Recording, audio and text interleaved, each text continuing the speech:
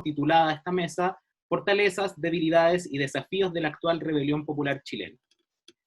Entonces, hoy nos encontramos con diferentes dirigentes sindicales y académicos que nos van a comentar, van a dar sus opiniones respecto a lo que ha sido el proceso de la revuelta en Chile, ¿no?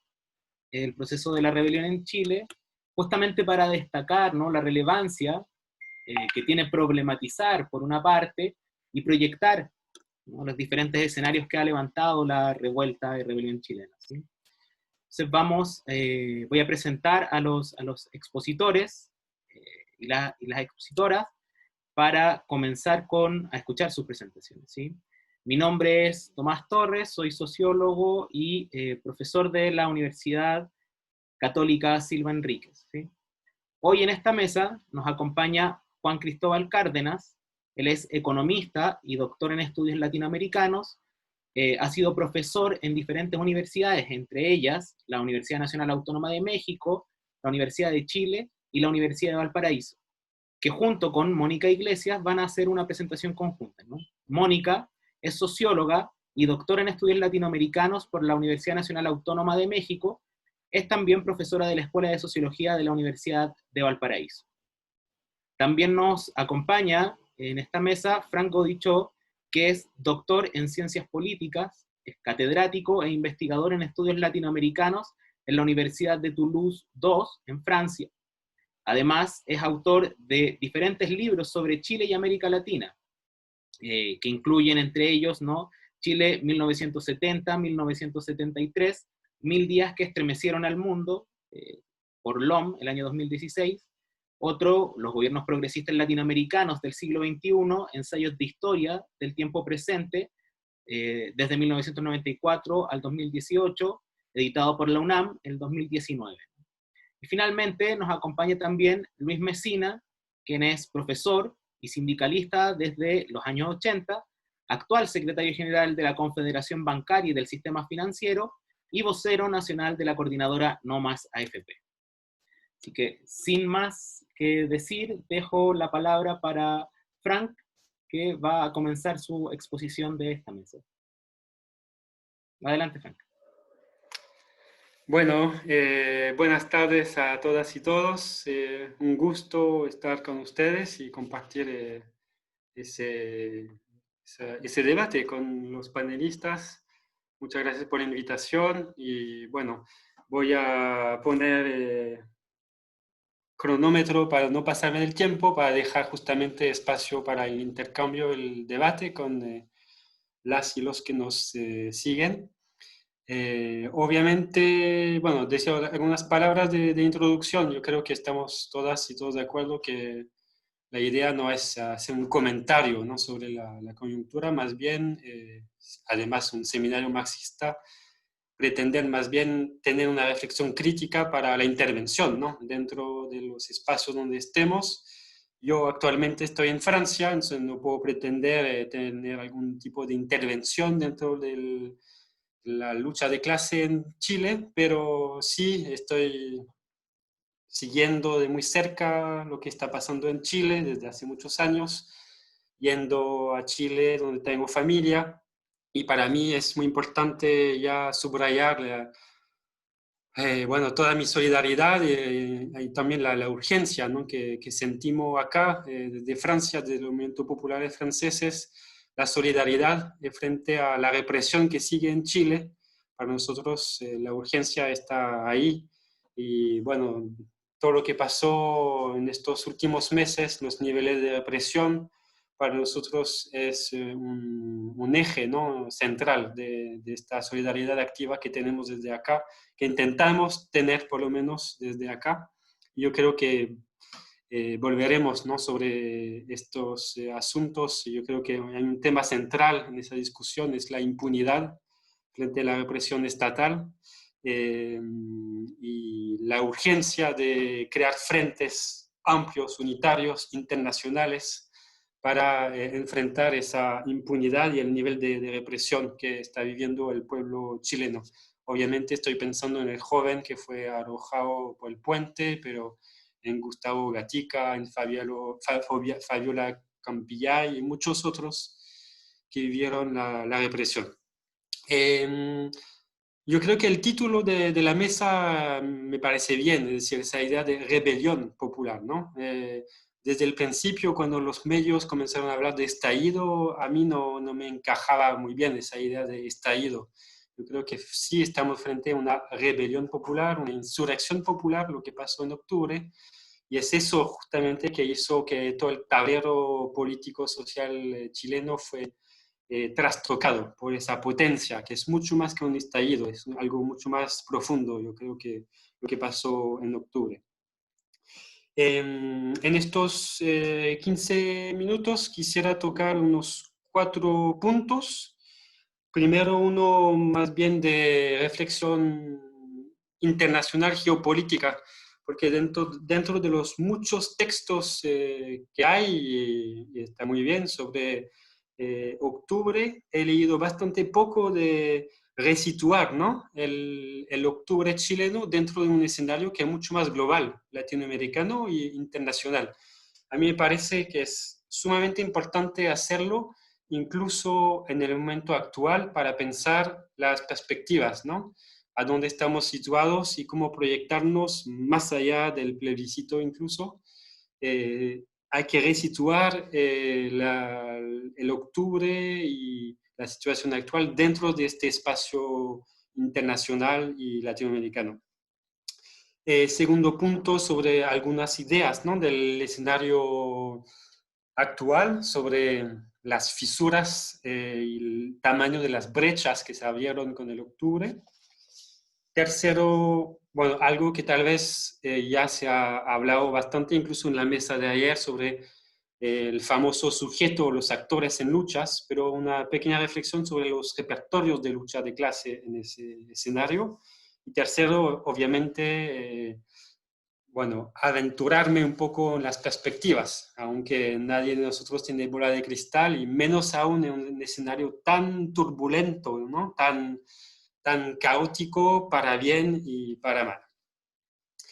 El primer tema, entonces, que me parecía interesante tocar, aunque sea cepillar un poco, porque obviamente es muy amplio, el tema de la situación chilena en su contexto geopolítico, porque obviamente yo creo que es evidente la situación actual en los últimos años tiene mucho que ver primero con la crisis del capitalismo global y la crisis muy importante que arranca a partir del 2008 y que impactó fuertemente a América Latina a partir del 2011. Es decir, el jaguar latinoamericano, como lo llamaron, está muy impactado por el nivel de Chile, el modelo neoliberal, por el nivel de crisis capitalista global, fuertemente. Segundo, medir hasta qué punto la guerra comercial que está viviendo América Latina entre Estados Unidos y China tiene un fuerte consecuencias sobre la economía chilena y sobre la agudización de sus tensiones internas. Lo dejo ahí, pero yo creo que hay que subrayar eso. Tercero, hasta qué punto también el octubre chileno es producto de esta crisis multifacética, ¿no? que vive el neoliberalismo, que es una crisis política, social, también es una crisis obviamente climática, una crisis del saqueo, ¿no? de acumulación por disposición. Las zonas de sacrificios en Chile son producto de todas esas consecuencias. Y la pandemia también global es producto de esa crisis global del capitalismo. Bueno, lo que algunos llaman capitaloceno, ¿no? Hay algo yo creo que que grafica muy bien ese contexto global, es que pensar que el octubre chileno no fue solamente un octubre chileno. Recordemos, hubo revueltas y rebeliones populares en Haití, el mismo periodo, en Colombia. Recordemos también las grandes luchas colombianas que hubo en este momento. También a nivel, en Ecuador, también en octubre, justamente en Ecuador, y también en un momento donde la discusión era alza del precio del combustible. pero fue el caso en Líbano, en Hong Kong, en Argelia, en el mismo periodo y con, obviamente, ingredientes que fueron locales, pero también elementos que tienen que ver con esa crisis global del neoliberalismo. Bueno, segundo punto, rápidamente, las fisuras, las brechas, ¿no? de este modelo que abrió el octubre chileno. Obviamente estamos pensando un ciclo político que arranca, que tiene casi 50 años, es decir, del modelo neoliberal chileno, y en particular de los 30 años de la gestión civil del neoliberalismo.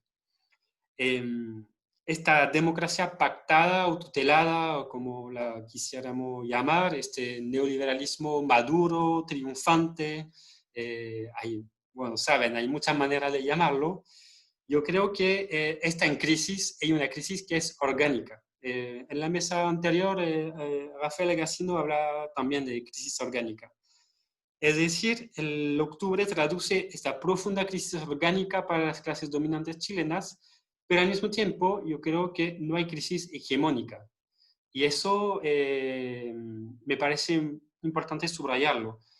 Y de nuevo irse hacia América Latina. Recordemos, Argentina 2001, hay una potencia disruptiva en las calles y caen gobiernos.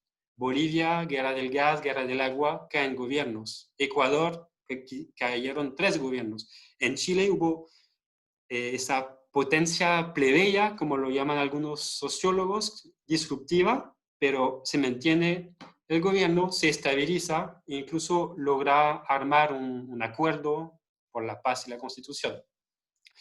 De cierta manera podemos decir que todavía las clases dominantes chilenas tienen una fuerte capacidad de resiliencia, de adaptación y de estabilización. Es decir, yo creo que hay crisis orgánica sin crisis hegemónica en ese momento. Crisis hegemónica, recordemos, Gramsci decía, es una crisis del Estado, es un conjunto. En ese momento no es el caso en Chile. Entonces, la pregunta del millón es hasta dónde el octubre chileno abre un nuevo ciclo histórico, o por lo menos un nuevo ciclo político en Chile. Yo creo que sí, sin duda, sin lugar a duda, el octubre chileno abre un nuevo escenario, y eso se ve claramente en todos los ámbitos de la política y la sociedad. También está terminando con la democracia neoliberal de los acuerdos. Una pregunta yo creo muy importante. ¿Hasta qué nivel la irrupción de octubre y lo que siguió después ha abierto la fisura hasta de tal manera que nos permite decir hoy día que la democracia de los consensos que se inició en el 89 en Chile está muerta, ¿no? Ya no tiene esa capacidad de recrear consensos. Y obviamente no tenemos la respuesta hasta el momento, porque depende de lo que pasará con el plebiscito y las próximas luchas de clase, sobre todo en los próximos meses. Pero, bueno, yo tengo poco tiempo, pero francamente yo creo que tal vez donde tenemos que mirar con mucha atención es lo que pasó entre el 12 y el 15 de noviembre, ¿no? Para saber tal vez lo que puede pasar en los próximos meses. Es decir, de un lado la huelga nacional y al mismo tiempo la respuesta que fue el acuerdo. Yo creo que hay consenso en todas las discusiones en mirar hacia ese momento que fue clave para ver también cómo se pueden expresar, por una parte, la capacidad de resistencia, pero también la capacidad de contención y la capacidad de adaptación de los dominantes. En este momento, del 12 y 15 de noviembre, también vimos la debilidad del movimiento sindical organizado en Chile, el papel de la CUT, que fue más bien de contención más que de activación, pero al mismo tiempo unos actores tradicionales con capacidad de irrupción, los portuarios, por ejemplo, entre otros. También vimos en ese periodo la inmensa debilidad de las izquierdas. Yo creo que eso es un dato que no es menor, ¿no? En el periodo, hasta la capacidad de integrar gran parte del Frente Amplio en el acuerdo y el desfonde de parte del Frente Amplio. Pero al mismo tiempo la capacidad de reconstitución de un actor político que podemos llamar pueblo, bueno, algunos lo llaman así, por lo menos la reconstitución de un clasismo fuerte en las calles de Chile. Y eso sería el tercer punto, es decir, el famoso libro, ¿no?, de Salazar, la violencia popular en las grandes alamedas, bueno, de nuevo estuvieron presentes, ¿no?, en la historia chilena, y eso nos remite a una historia mucho más secular. Hay un artículo de Luis Tillman, ¿no?, decía, miremos a la huelga de Valparaíso del 1903, a abril 57 en Santiago, miremos a las grandes protestas del 80, es decir, de nuevo hay esa irrupción, esa capacidad de irrupción desde la clase y desde una nueva clase trabajadora. Yo creo que hay un libro de Nacho Ponce que está en camino, y el subtítulo del libro es La nueva clase trabajadora en Chile y la revuelta chilena. Pero ya creo que hay de eso, ¿no? Los trabajadores no irrumpen desde su lugar de trabajo, pero igual son trabajadores los que están en la calle. Es la clase en movimiento, por lo menos, con sus jóvenes precarizados, con sus trabajadores explotados, sin contratos, con un sector de la clase media también precarizado, y hay de ahí tensiones dentro del movimiento. Entonces yo creo que esa acumulación histórica se está expresando. Los colegas de la comunidad de historiadores mapuche, ellos dicen no son 30 pesos, son 500 años. Me gusta mucho esa expresión, no son 30 pesos, son 500 años. Que obviamente que la acumulación de fuerza de resistencia del pueblo mapuche también tiene que ver con ese momento histórico que estamos viviendo en Chile. Lo que sí habría que medir colectivamente es esa emergencia de esta nueva clase trabajadora o plebeya o de este pueblo con dignidad, hasta dónde puede ir para enfrentarse a una burguesía, una clase dominante tan consolidada, unificada como la chilena. Eso, la correlación de fuerza, ¿no? Eso la gran pregunta, yo creo.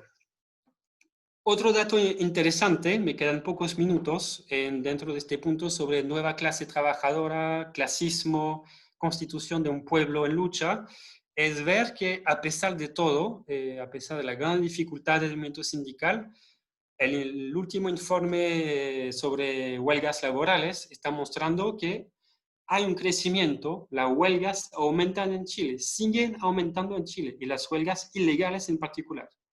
Es decir, ese desfase que tal vez vimos entre el pueblo en la calle, el pueblo en la plaza dignidad y el movimiento sindical que parecía con poca capacidad, no es tan así. Igual hay un aumento permanente de las huelgas ilegales, además, en Chile, y eso desde el 2006-2007. Es un dato también que muestra las relaciones de clase y su radicalidad. Dentro de los actores, el movimiento feminista. Obviamente, para mí, tal vez es el actor esencial de la coyuntura que mostró capacidad de radicalidad y al mismo tiempo de masividad.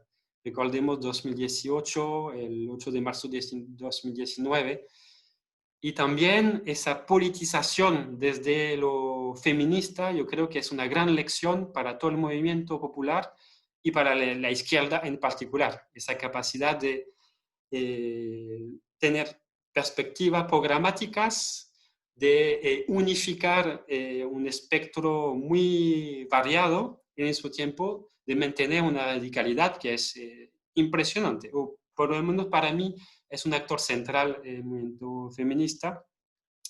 Y terminando, el último punto, así otro dato, lo decía Boris Coffret en la mesa, y yo creo que es muy importante. A veces tendemos a mirar lo que pasa sobre todo en Santiago, pero yo creo que hay que mirar con mucho más detención lo que pasa por fuera de Santiago. Y todas las luchas que hubo en regiones, entre comillas, son muy importantes. En los 3 minutos que me quedan sobre perspectivas, lanzo algunas ideas. Bueno, Bueno, obviamente el debate sigue siendo actualmente el plebiscito y el escenario que propone el, el acuerdo de noviembre, es decir, ¿hay posibilidad o no de disputar el escenario constitucional en los meses que vienen, abajo a la izquierda? Esa es la gran pregunta. Es decir, ¿hasta qué punto se va a poder irrumpir también en ese escenario, que es un escenario obviamente que está en parte dictado por los de arriba, aunque fuese producto de la lucha de los de abajo? Ahí hay una incógnita. Eh, a mí me gusta la posición de las compañeras de la coordinadora 8 de marzo, que dicen hay que desbordarlo todo, incluso el acuerdo de noviembre, y entonces hay que irrumpir incluso en este escenario constitucional para plantear nuestras reivindicaciones y al mismo tiempo denunciando, obviamente, que es una nueva tentativa de acuerdos, consensos de la casta política. Entonces, ¿cómo subvertirlo? Eso es la gran pregunta. Y al mismo tiempo intervenir políticamente en ese escenario constitucional y electoral. Es decir, una manera dialéctica para salir de o huelga electoral activa o participación, pero dentro del molde que está en parte constituido por la misma derecha, con los famosos 2/3, etc. Segunda idea, los frentes unitarios urgentes. Ahí lo decía en la introducción, el gran tema yo creo que es la autodefensa y el tema de la impunidad de los derechos humanos. Cómo hacer frente a la represión, al tema de los presos políticos, de la revuelta, pero también mapuches.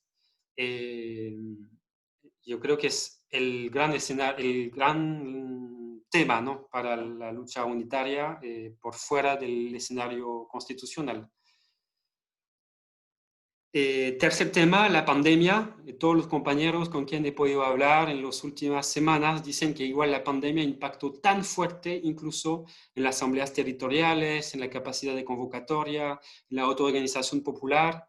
O la pandemia obviamente que tiene mucho impacto en la capacidad de rearticular, ¿no?, lo que fue octubre. Es decir, cómo rearticularse en una perspectiva disruptiva de nuevo en un contexto tan difícil. No sé si vieron, la CEPAL anuncia menos 8-9% de PIB para el año que viene, despidos masivos, ya está en curso, pero se va a intensificar. O sea, en este escenario tan difícil, ¿cómo pensar reunificar la lucha de clase? Y estoy terminando en tiempo. Obviamente, el último punto es cómo pensar rearticular una estrategia de ruptura en ese escenario que esté en clave anticapitalista, feminista, internacionalista o ecosocialista, con un horizonte, digamos. No estoy diciendo que eso está en la mano inmediatamente, pero cómo no perder ese horizonte. Esa es la pregunta. Bueno, muchas gracias, Frank, por la presentación. Muy interesante los puntos de vista que mencionabas. Bueno, ahora continuando con la mesa, ¿no? Sigue Luis Mesina con la presentación para hoy, ¿sí?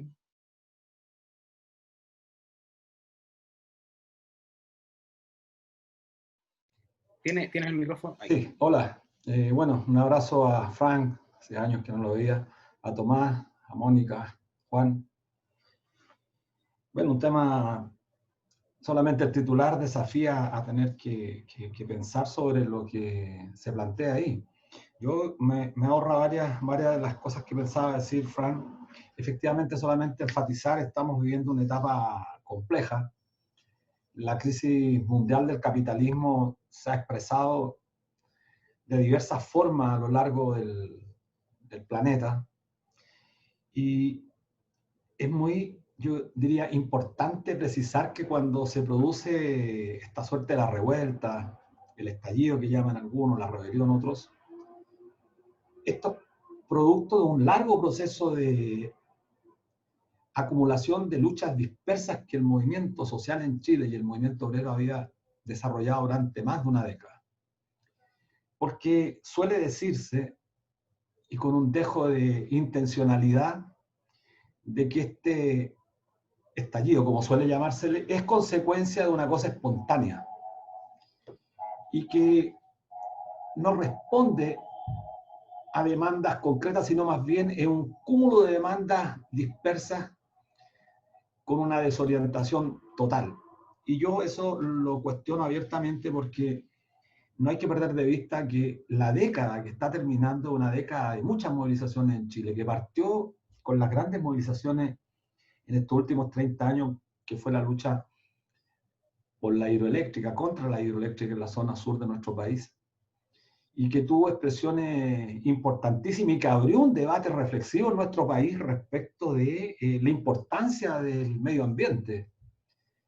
A principios de esta década, justamente el movimiento ambientalista adquiere una relevancia importante y todo el resto de las organizaciones vivas de la sociedad empiezan a tomar conciencia de eso. Y movilizó importantes cantidades de gente. Ocurrió después en Magallanes, también en una lucha de la ciudad que tenía un carácter distinto. Y creo que esto es lo más característico del proceso chileno. Deja de ser el protagonista único y exclusivo del pasado el movimiento obrero, el movimiento sindical. Y se convierte en un movimiento donde es transversal, los ciudadanos empiezan a adquirir una importancia mayúscula porque ven amenazados ya no solamente los intereses laborales, sino que prácticamente todos los derechos, incluso el derecho a la vida, porque en la medida que los grandes capitales empiezan a contaminar, a destruir el ecosistema, bueno, está en peligro no solamente la vida humana, sino que la vida completa. Y por lo tanto el estallido de Magallanes es tremendamente importante, relevante, luego le sigue Aysén. Recuerden ustedes la lucha importantísima que se libró en esa región. Y bueno, el 2011 la irrupción del movimiento estudiantil universitario que instala varias temáticas que antes estaban un poco alejadas, no solamente la educación pública, la educación gratuita, sino que además ahí empieza a surgir ya la demanda por una asamblea constituyente. En ese entonces, una de las consignas importantes del movimiento estudiantil fue la demanda por una asamblea constituyente, que ponía en cuestionamiento justamente el ordenamiento jurídico en nuestro país, el ordenamiento político. Bueno, y después le siguieron una cantidad importante de movilizaciones, el surgimiento del movimiento Nómada FP el 2016 con grandes movilizaciones, y como bien decía Fran, después concluye con el movimiento de la lucha feminista. Es decir, una década marcada de cuestionamiento, ya no cuestionamiento a un aspecto del modelo chileno, sino que prácticamente a toda la estructura sobre la que se había construido este modelo hace más de 30 años. Y en el caso particular de Chile, la crisis económica mundial lo había golpeado desde el 2018. Sí, no es cierto y no es efectivo, como señala la prensa mercurial, de que Chile viene enfrentando una crisis económica, un mayor deterioro en su economía y en el crecimiento producto de los violentos episodios abiertos el 18 de octubre. Eso no es efectivo. Ya a fines del 2017 y a comienzos del 2018, Chile comenzó a experimentar un decrecimiento importante producto de la guerra comercial entre China y Estados Unidos. Y eso tenía un impacto directo en el caso particular chileno. Ya muchos especialistas auguraban para nuestro país un crecimiento bastante mediocre. Porque recuerden ustedes, no hay que perder de vista que el gobierno de Piñera recibió el mandato y el gran discurso fue cuestionar la gestión de Bachelet, que había sido un crecimiento prácticamente miserable el que había tenido y que además había dejado con un déficit fiscal bastante grande al gobierno de Piñera. Y el primer año Piñera se empeñó con su gobierno de mostrar que efectivamente ellos eran capaces de gestionar mejor el Estado y mostraron un crecimiento respecto del último año del mandato de Bachelet. Sin embargo, al año siguiente esto vuelve a caer como consecuencia de la crisis mundial. Pero esta crisis mundial no es una crisis pasajera, es la crisis histórica del capitalismo. Y creo que en eso no se ha profundizado lo suficiente. Y no se ha profundizado lo suficiente porque creo que la crisis política en el caso particular chileno, y estoy de acuerdo absolutamente, fue una crisis mundial, una crisis que se expresó en muchos países, aquí en América Latina, en Ecuador, en Colombia, en Hong Kong, bueno, en Francia. Había manifestaciones en muchos países del mundo. Quizá uno de los elementos distintivos del proceso chileno y Fran podrá decirlo porque está mirando a Chile desde fuera, pero él ha vivido mucho tiempo acá, es que esta rebelión chilena tiene características que son inusuales. Primero, tiene una intensidad gigantesca e intensa, muchos meses. Es muy violenta, pero además es extensa también en el territorio. No es solamente en una zona de alta concentración poblacional, no es solamente la capital, es Concepción, es Valparaíso, Antofagasta, es Magallanes, es Temuco. Es decir, un día estallaba fuertemente en el norte, al otro día en el sur, y esto efectivamente no tenía una coordinación, era la expresión de un pueblo que irrumpía después de un agotamiento, de un régimen político que era incapaz de poder responder. Nosotros el año 2019 caracterizábamos la situación política como profundamente crítica. El régimen político en Chile estaba en crisis. Sus instituciones, las instituciones del Estado chileno, las instituciones que hacían posible la existencia de este régimen político estaban en crisis. La democracia como sistema político estaba en una profunda crisis. No le servía al régimen político, no le servía, y por eso ya desde el último periodo de Bachelet se empezaron a instalar formas autoritarias propias de los regímenes totalitarios. El caso de la Operación Huracán es la expresión más concreta. Después el caso, a comienzos de este gobierno, el asesinato de Camilo Catrillanca. Pero había un elemento determinante que a nosotros nos hizo mucho sentido y que fue la sistemática y sostenida persecución y represión del movimiento estudiantil, especialmente el secundario. Y había un hecho ícono en Chile, el Instituto Nacional que está aquí al frente, una represión sistemática. Y uno se preguntaba cómo era posible que todos los días las noticias mostraran 5 o 6 tipos con uniformes blancos encapuchados, con bombas molotov, y la policía afuera y nunca detenían a nadie. Entonces estábamos frente a una suerte de montaje, pero había que preguntarse cuál era el objetivo, cuál era el sentido. Estábamos frente a un régimen que comenzaba a utilizar formas que no están en la forma democrática tradicional para generar una desestabilización del movimiento social que empezaba a mostrar síntomas de organización. Y bueno, después hubo una información del Paco Gay que mostró que muchos dirigentes sociales habían sido objeto, víctimas de persecución, de infiltración, etc. Entonces, se produce lo que algunos podrían llamar, cuando los de arriba no pueden seguir y los de abajo no quieren ya, se empezó a producir en nuestro país. A nosotros, al mundo del trabajo, al movimiento social, a los ciudadanos, ya no les servía tampoco esta democracia porque inhibía, impedía el ejercicio convencional, el ejercicio tradicional para desarrollar o ejercitar sus derechos. Cada vez la conculcación a través de la institucionalidad vigente reprimía, proscribía, conculcaba derechos. Era el régimen el que estaba en crisis. El régimen con sus instituciones, las Fuerzas Armadas corrompidas completamente, Carabineros, el Ejército, la Iglesia Católica, la Iglesia Evangélica, el empresariado, el Congreso, los partidos políticos. Todos corruptos, todos decadentes. Y aquí viene el elemento a mi juicio central, porque me parece relevante vincularlo con el proceso que nosotros vivimos hace 32 años, que fue el otro plebiscito, el del 5 de octubre del año 88, 32 años. También producto de la emergencia del movimiento social, que curiosa y extrañamente se repiten algunos elementos. El pueblo organizado, los trabajadores organizados demandan determinadas reivindicaciones de carácter político y democrático y el poder le escamotea esta demanda. El pueblo, después del 18 de octubre, exigía y pedía asamblea constituyente y el poder, en la noche del 15, en la madrugada, escamotea la asamblea constituyente. ¿Y qué ofrece? Convención constitucional. Es una mediación. Y no se pueden tener concepciones minimalistas ni maximalistas para analizar el contexto en el que se da este fenómeno. Porque claro, una concepción minimalista diría, mira, menos es más, y en consecuencia entonces no participamos en este proceso, porque este es un proceso espurio, surgido de un acuerdo trasnochado entre los de siempre. Bueno, es discutible, porque el día 12 de noviembre, en este país, se generó la huelga general, quizás la más grande de los últimos 40 años, que desestabilizó y remeció las estructuras del poder al punto que el poder en 48 años, 48 horas tuvo que dar una respuesta.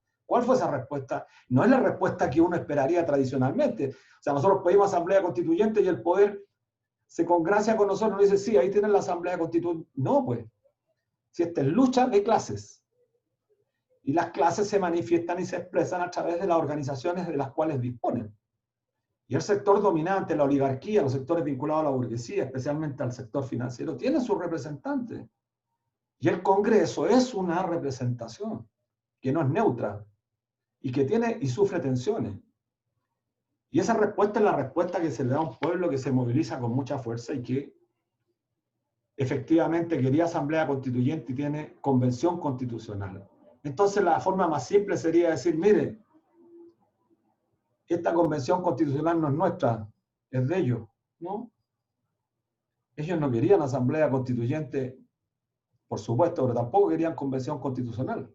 Tampoco quería la oligarquía o la burguesía de este país modificar la constitución política. Salvo que alguien crea que los sectores dominantes que han podido construir un modelo absolutamente desigual, y que creo que es la expresión de por qué explotó tan violentamente en Chile, sería una ingenuidad de tamaña envergadura pensar eso.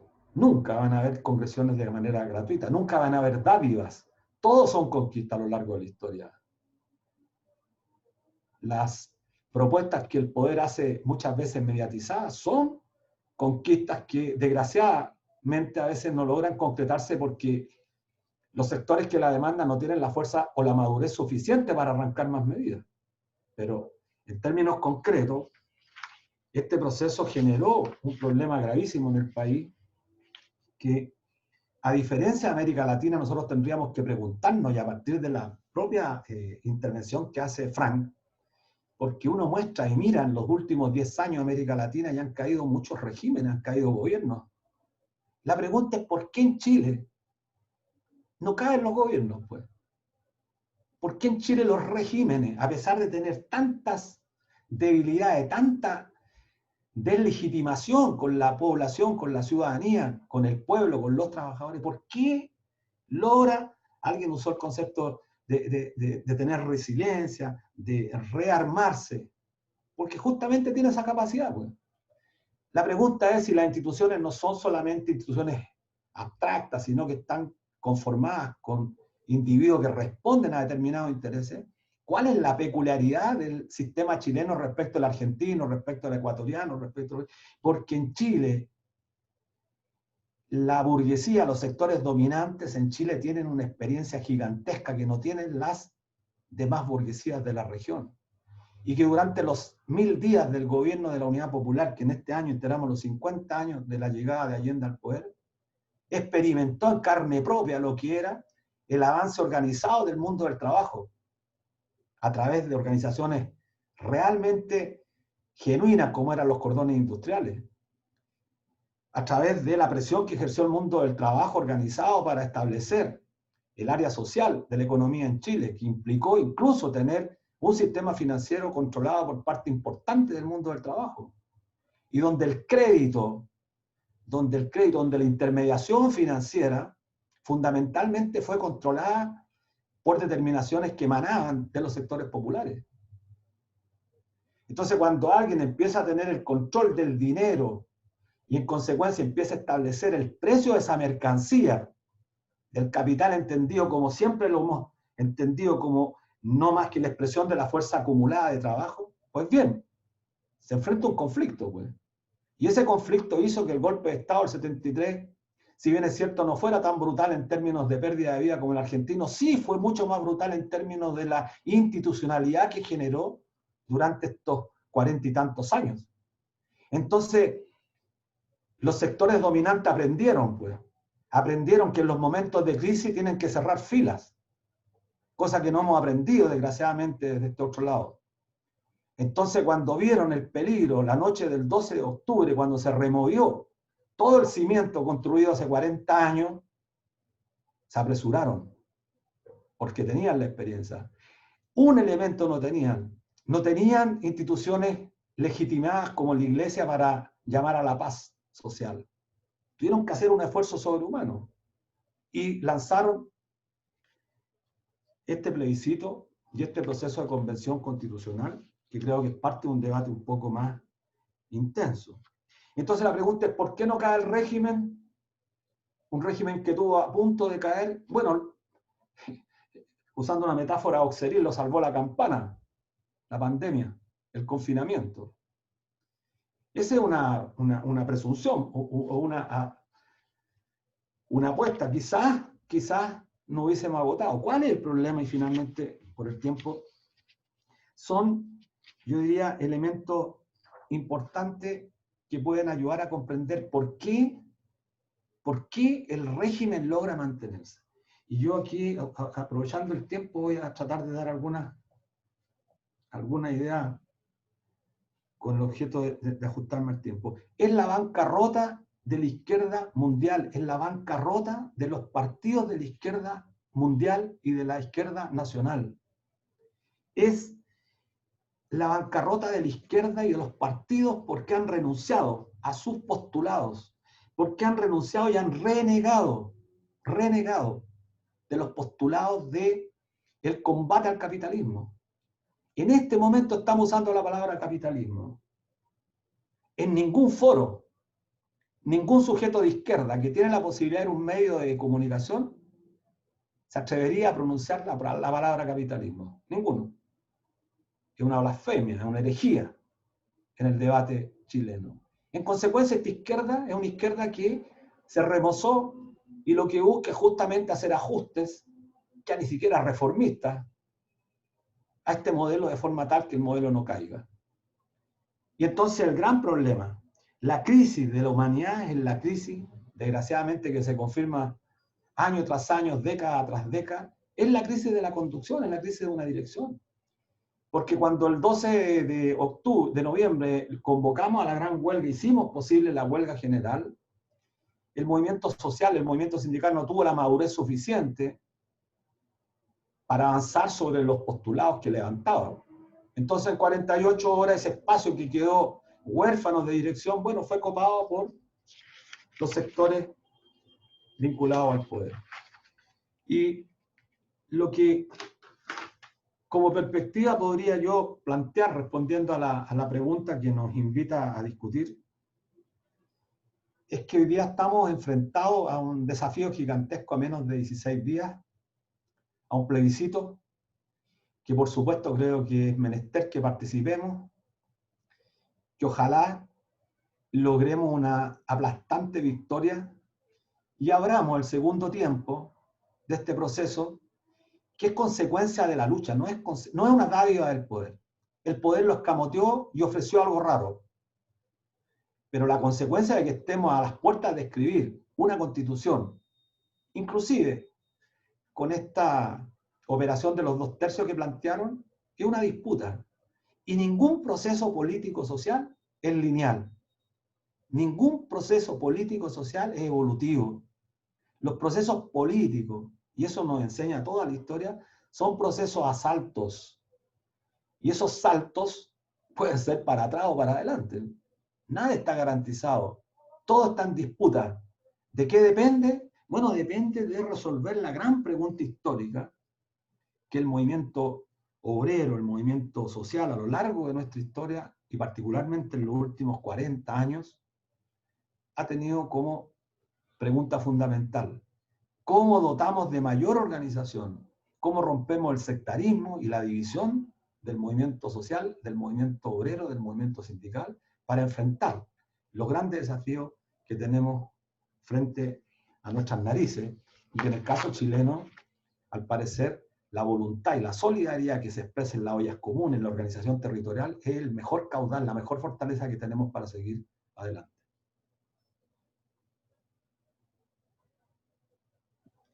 Muchas gracias, Luis, por la presentación.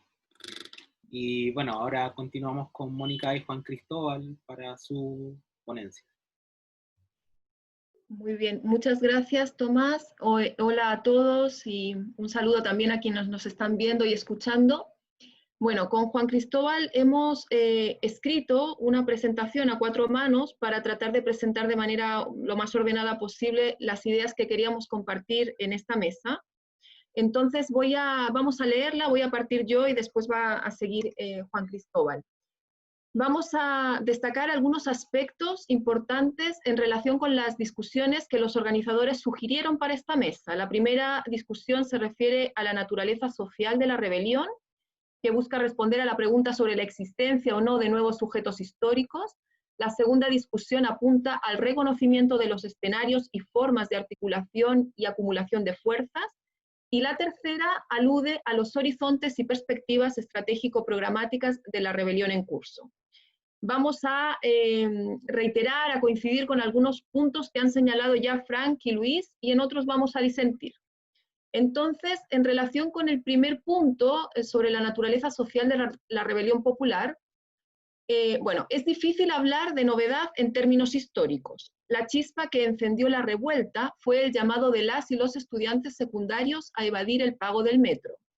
El movimiento estudiantil, y particularmente las y los secundarios, han sido un actor relevante de la protesta sociopolítica en muchas coyunturas del siglo XX, y están detrás de los grandes momentos de conflicto del presente siglo: 2001, mochilazo; 2006, revolución pingüina; 2011, junto a los estudiantes universitarios; y 2019 con el salto de los torniquetes. En una sociedad tan adultocéntrica, es fundamental destacar el arrojo, la sensibilidad y la madurez política de las y los estudiantes secundarios. Ciertamente, desde el 18 de octubre, la protesta se amplió, convocando a numerosos actores colectivos. Se sumaron los movimientos sociales que han venido disputando la historicidad, las organizaciones ecologistas y en defensa del territorio, el movimiento No Más AFP, el Pueblo Nación Mapuche, los feminismos que han remecido Chile en el último tiempo. La protesta, como un reguero de pólvora, se trasladó de Santiago a las principales ciudades de región, convocando cada vez a más organizaciones y sobre todo a muchas personas que no habían protestado antes, que no estaban organizadas. Por lo tanto, si bien es cierto que en términos de los actores sociales resulta difícil establecer una novedad, uno de los rasgos relevantes de la rebelión popular es su capacidad para convocar a amplios sectores sociales más allá de los activistas o militantes tradicionales. En ello radica su potencia política, su capacidad de interpretar un momento de hartazgo, un grito, un ya basta. Otro de los sujetos que toma cuerpo en la protesta es el sujeto popular. Se ha destacado frecuentemente la participación de las y los jóvenes pobladores que no solo protestan en sus territorios periféricos y marginales, sino que avanzan hacia el centro de la ciudad, desde Puente Alto, Lo Espejo o La Granja, y es más, se atreven a llegar a Lo Barnechea, provocando la cólera y el pavor de los residentes, que sulfurados les gritaron váyanse a su población de mierda. También en Valparaíso y Antofagasta, los marginales bajaron de los cerros al plan. Pero este movimiento tampoco es nuevo en nuestra historia. Muchas veces antes los sectores populares han salido de los lugares donde viven desplazados e invisibles a los ojos del resto de la ciudad, fuera de la mirada de las políticas públicas, del foco de la prensa, del interés de la academia y de la conciencia de la llamada gente de bien. Más que de novedad, podríamos hablar entonces del retorno de actores secundarios o de la rebelión del toro, es decir, de la emergencia o centralidad de sujetos que hasta hace algunas décadas habían ocupado un lugar secundario, marginal, accesorio, siendo comparsa de los actores de la política en grande, los partidos políticos y las organizaciones sindicales. De repente, estos actores se toman el escenario y empiezan a desempeñar papeles centrales desde el punto de vista de la protesta y de la capacidad de impugnar el orden establecido desde sus múltiples subalternidades cotidianas. Esto provoca asombro, pero también incomoda, porque plantea un desafío teórico y práctico para una izquierda demasiado cómoda con la certeza de que el proletariado clásico es el auténtico sujeto revolucionario, que cosifica a los actores políticos, que entrega credenciales de autenticidad antes de la lucha y de una vez para siempre. En ese sentido, el protagonismo de la primera línea demuestra la inversión y por ende la legitimación que se produce en relación con esos actores que tradicionalmente han sido acusados de lumpen o antisocial. Se observa algo que sin ser completamente nuevo es muy significativo por su alcance y da cuenta de la profunda crisis de la institucionalidad y de las formas tradicionales de la política. Las convocatorias se sucedieron sin convocantes centrales, sin partidos en la dirección, sin las centrales sindicales encabezando los llamados. No hubo una sola organización que tuviera la capacidad de conducir la movilización. Y esta movilización es inédita, esto sí, en su capacidad de autoconvocarse de manera sostenida e ininterrumpida. La unidad popular se forjó en la lucha y ni siquiera la llamada unidad social pudo encauzarla, controlarla, dirigirla. Aunque la pandemia igualmente frenó ese proceso, tampoco logró revertirlo. La transversalidad del movimiento impide que podamos hablar de una protesta solo de jóvenes, pero sin duda las generaciones que han crecido en la postdictadura han jugado el rol más importante en la actual rebelión. La consigna "no tengo miedo, tengo rabia" da cuenta, por un lado, de la ruptura con una subjetividad política forjada en la dictadura, marcada por el terror de Estado. Generaciones que se demuestran en cierta medida inmunes a los usos políticos del miedo, que no significa que no tengan miedo, sino que la indignación y la convicción son más fuertes.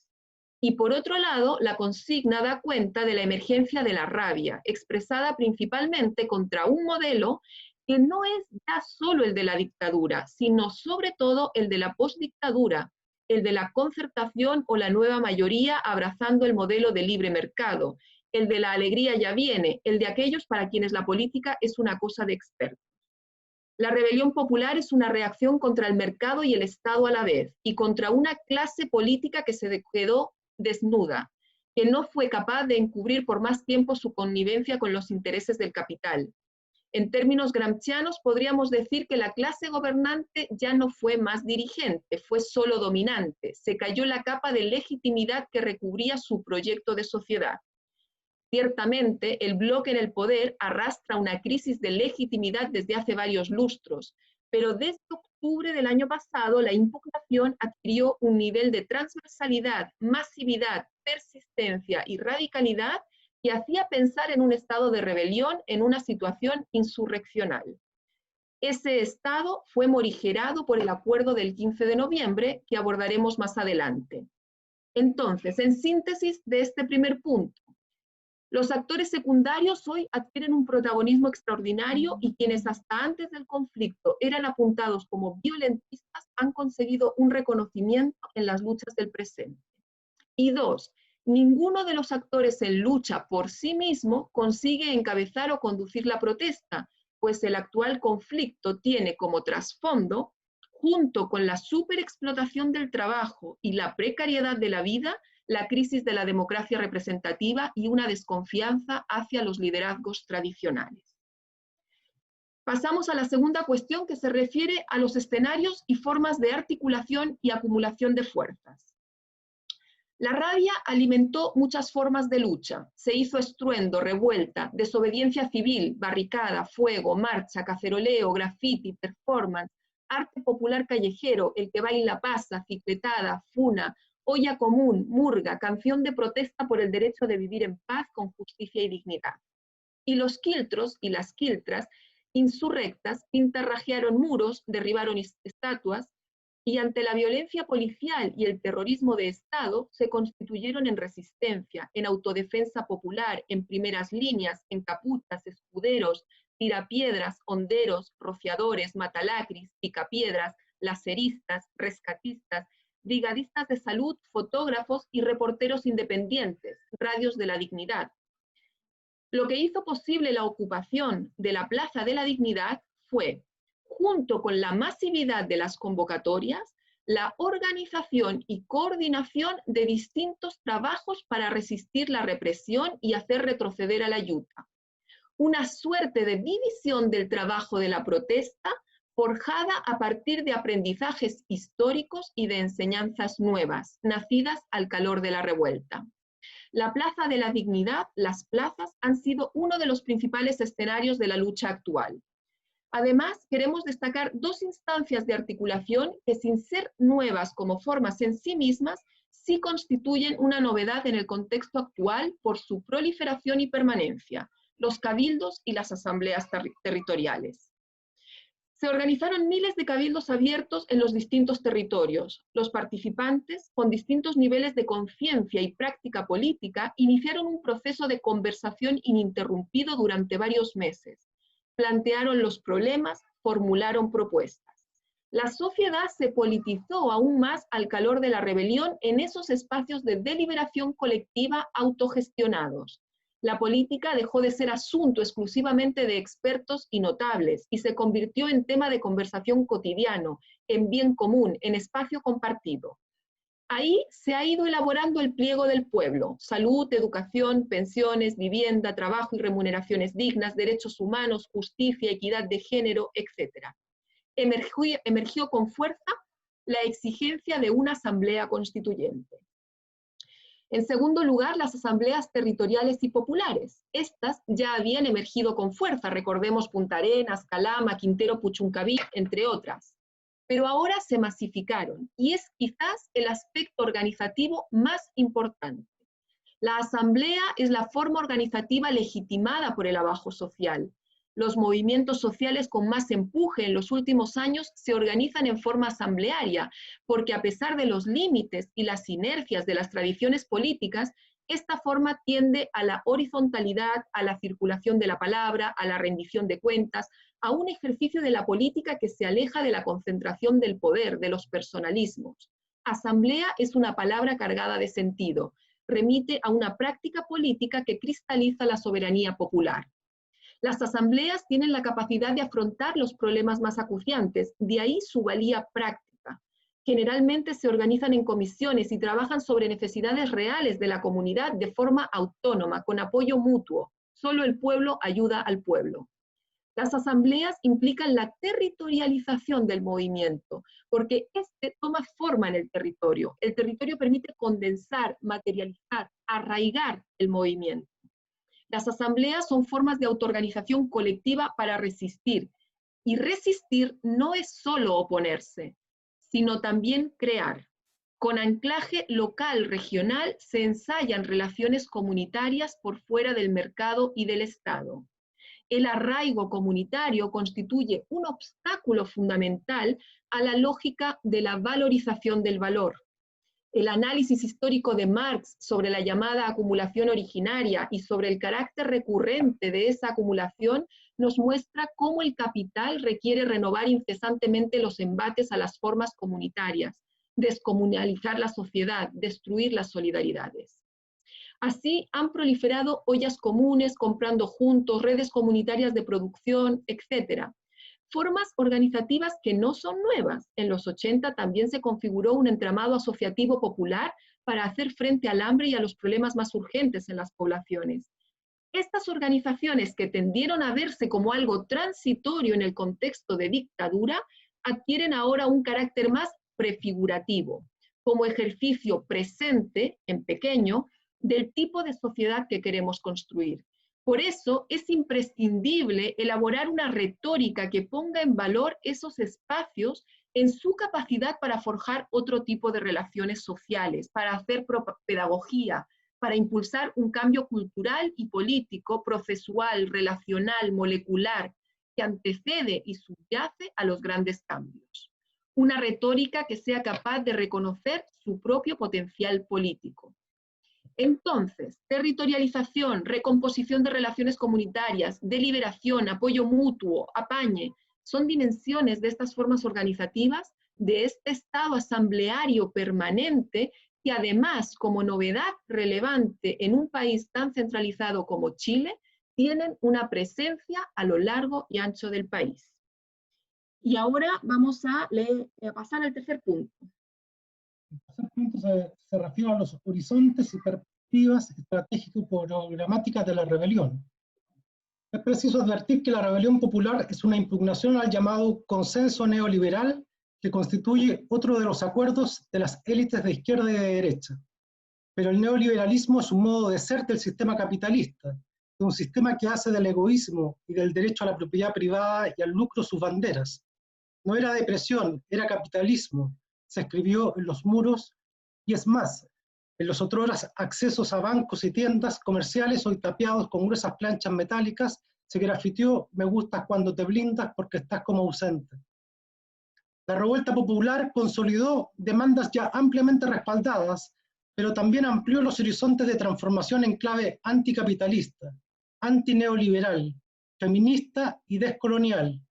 El movimiento feminista, por ejemplo, ha contribuido enormemente a denunciar el carácter estructural, simbiótico del capital con el patriarcado, de la génesis de dominación que constituye todas nuestras relaciones.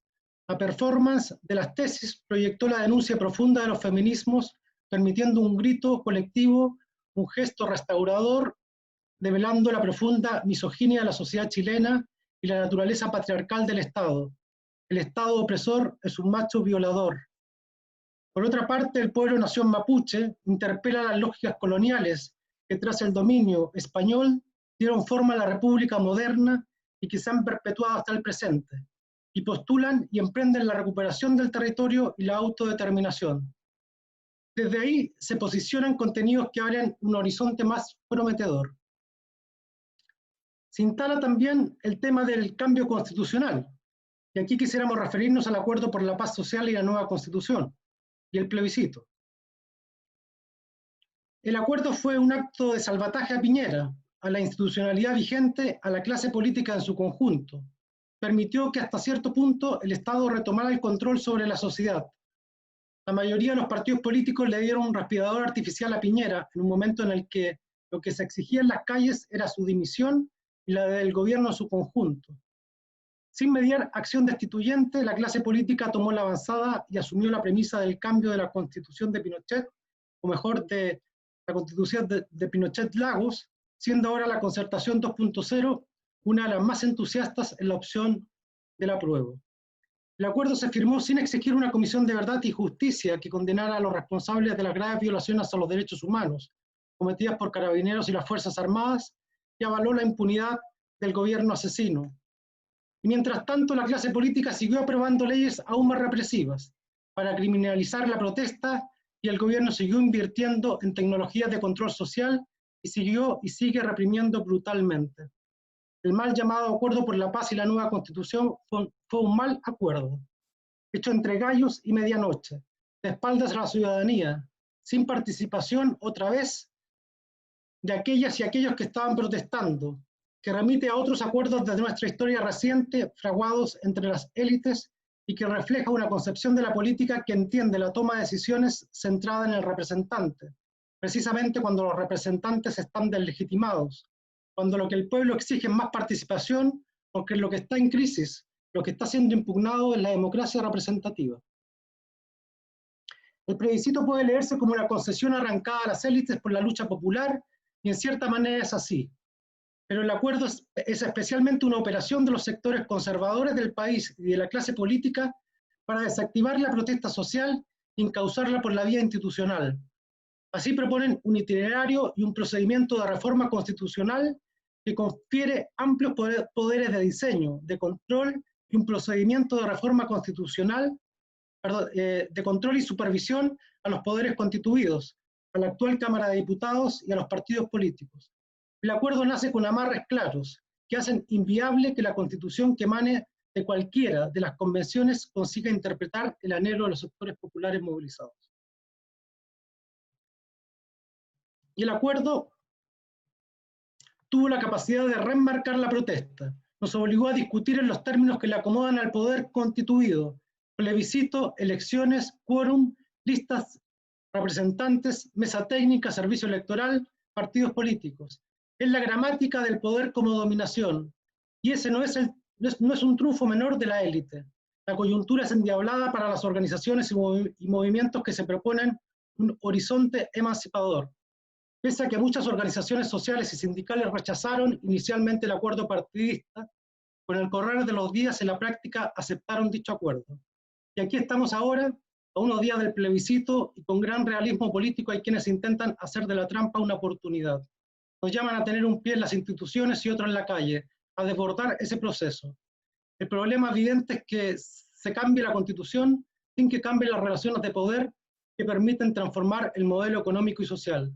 De otra manera, cambiar todo para que nada cambie. Frente a los cantos de sirena Consideramos que el horizonte de la rebelión popular, la posibilidad de profundizar la democratización de todos los espacios y relaciones sociales que construimos, pasa por evadir las formas de la política liberal representativa, perseverar en las formas de organización autogestionada de las que se ha dotado el movimiento hasta ahora y revivir las cenizas de los incendios y barricadas, el fuego de la desobediencia y el antagonismo social, volver a las calles y las plazas, retomar nuestra presencia soberana en ellas, impedir que la nueva normalidad, que se parece demasiado a la vieja, se instale, interrumpir el tiempo plano y vacío de la dominación, obstaculizar la circulación de mercancías, ampliar las asambleas territoriales y construir poder popular y comunal, e impulsar desde ahí un proceso radicalmente constituyente con miras a derrocar el dominio del capital y del Estado. Porque tal y como sostuviera Marx, la esclavitud de la sociedad civil constituye el fundamento sobre el cual reposa el Estado moderno, o más claramente aún, la existencia del Estado y la existencia de la esclavitud son inseparables. De eso se trata, de imaginar y de crear una forma de organización social que se ubique en las antípodas del Estado moderno, colonizado por la lógica del capital, que desaparezcan las primeras magistraturas, los parlamentos excluyentes, la democracia representativa, los políticos profesionales, los militares y las policías, instituciones creadas para resguardar la propiedad privada de los de arriba, los tribunales y los jueces que usan la ley para negarnos justicia, para condenar a los pobres y absolver a los ricos. En definitiva, abolir el capital y el Estado. Gracias. Bueno, muchas gracias, Mónica, Juan Cristóbal. A continuación, dado que ya están todas las presentaciones de la mesa realizadas, vamos a pasar a una ronda de preguntas, ¿sí? Para que los y las que tengan alguna duda o algún comentario que realizar lo hagan a través de las plataformas virtuales en las cuales se está transmitiendo esta mesa, ¿sí?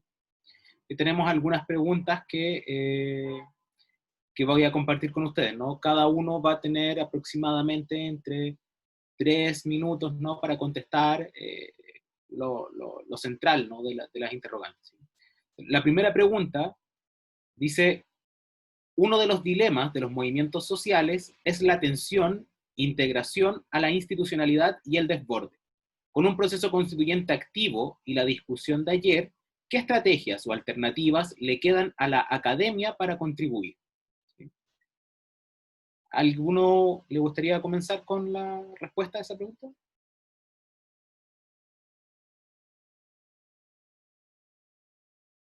Puedo decir dos, tres, algo. Bueno, sobre la academia, yo creo que no hay que esperar mucho de la academia en general, es la base. O más bien que los académicos se pongan al servicio del movimiento popular, es la única solución, y que no estén adelante, pero siempre atrás. Porque si no, no es desde la academia, obviamente, que se va a transformar el mundo. La academia puede tener un papel, eso sí, dar armas críticas, ¿no? A los de abajo, a los subalternos, a los que están en resistencia y en lucha. Pero siempre cuidarse de los que quieren dar receta al pueblo desde la academia. Eso ya creo que está confirmado ampliamente por la historia, ¿no? Nuestra. Ahora sí, no es para hacer antiintelectualismo ni nada de eso. Yo creo, obviamente, en el pensamiento crítico, en la elaboración, en la investigación crítica. Es muy importante, tenemos que pensar, pero siempre pensamos desde lo colectivo. Y ese colectivo también tiene que ponerse al servicio de los movimientos populares, y no solamente al servicio, insertarse en los movimientos populares. Solamente desde el movimiento popular al final se puede pensar colectivamente. Ahora aprovecho 30 segundos también para ir a lo que dijeron también Mónica y Juan Cristóbal. Efectivamente, yo también creo que dentro de los repertorios de resistencia, la asamblea territorial realmente fue central, ¿no? En la capacidad del movimiento de inscribirse en alguna duración de medio plazo. Y justamente por eso no fue solamente estallido social, porque está anclado en lo territorial. Mi duda, y lo pongo como pregunta, es ahora con la pandemia, se ve que algunas asambleas se reconvirtieron en torno a la vía común, en la resistencia económica. No sé cómo todo eso va a poder también seguir en el tiempo como espacios de autoorganización. Por ejemplo, yo sé que en Santiago hubo tentativa de coordinación de asambleas de las asambleas. Si hablaron al final de poder popular comunal, al final el embrión de eso sería ahí, lo territorial, pero cómo eso puede coordinarse y articularse a otros espacios sindicales, feministas, etc. Si también hago pregunta yo.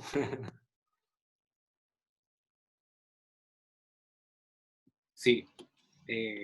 Bueno, hay otra pregunta que está también, la van a poder contestar. No sé si la quieren contestar de inmediato o si pueden hacer la respuesta a también a la pregunta inicial. Tomás, quizás como para seguir con este diálogo con Frank y a partir de la pregunta que nos planteaste, bueno, yo comparto lo que dice Frank de que en la academia hay que esperar poco. Yo creo que la universidad y el mundo académico, los colegios y demás son otras de las instituciones, la educación es otra de las instituciones que está en crisis, hablando de esta crisis de institucionalidad. Entonces comparto eso. Creo efectivamente que pueden jugar un rol los académicos o los intelectuales estando detrás, acompañando, sin dar recetas. Y en eso es muy, muy interesante, por ejemplo, lo que pasó en los cabildos y en las asambleas, lo que está pasando.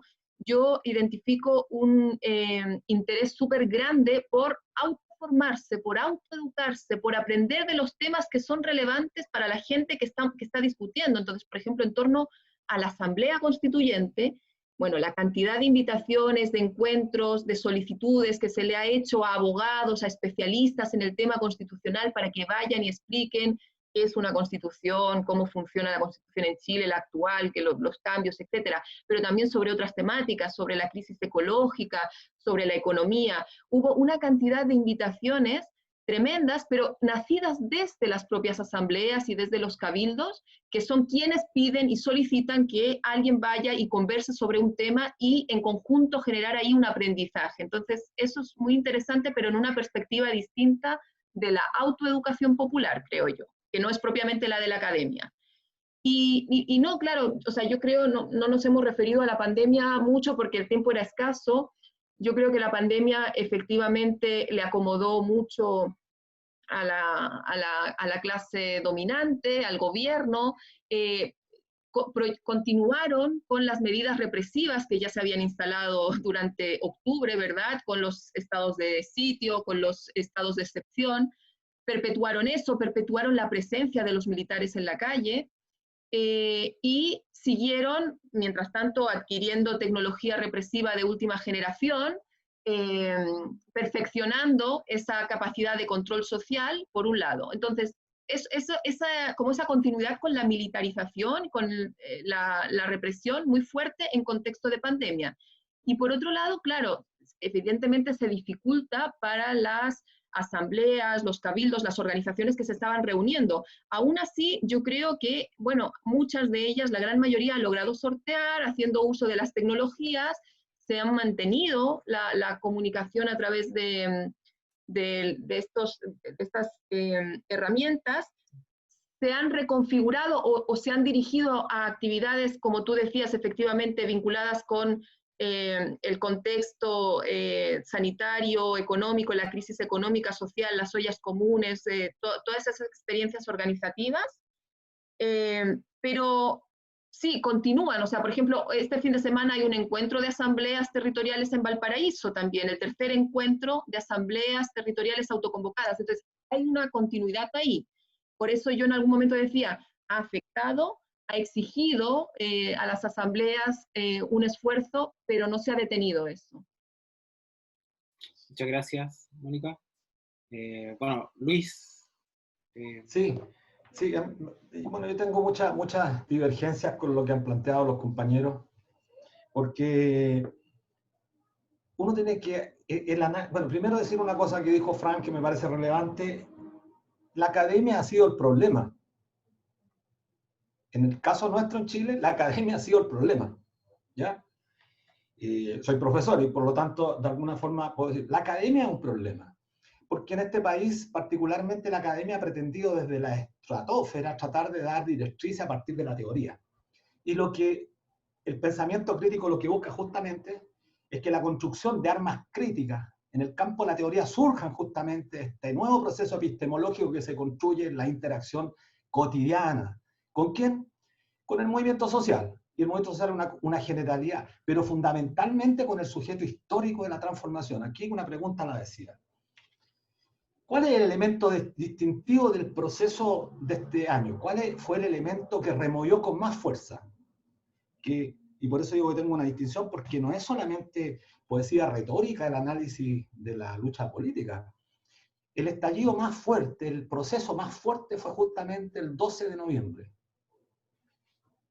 No fue un día antes ni un día después. El 12 de noviembre es la máxima expresión de este movimiento que se revela o estalla el día 18 de octubre.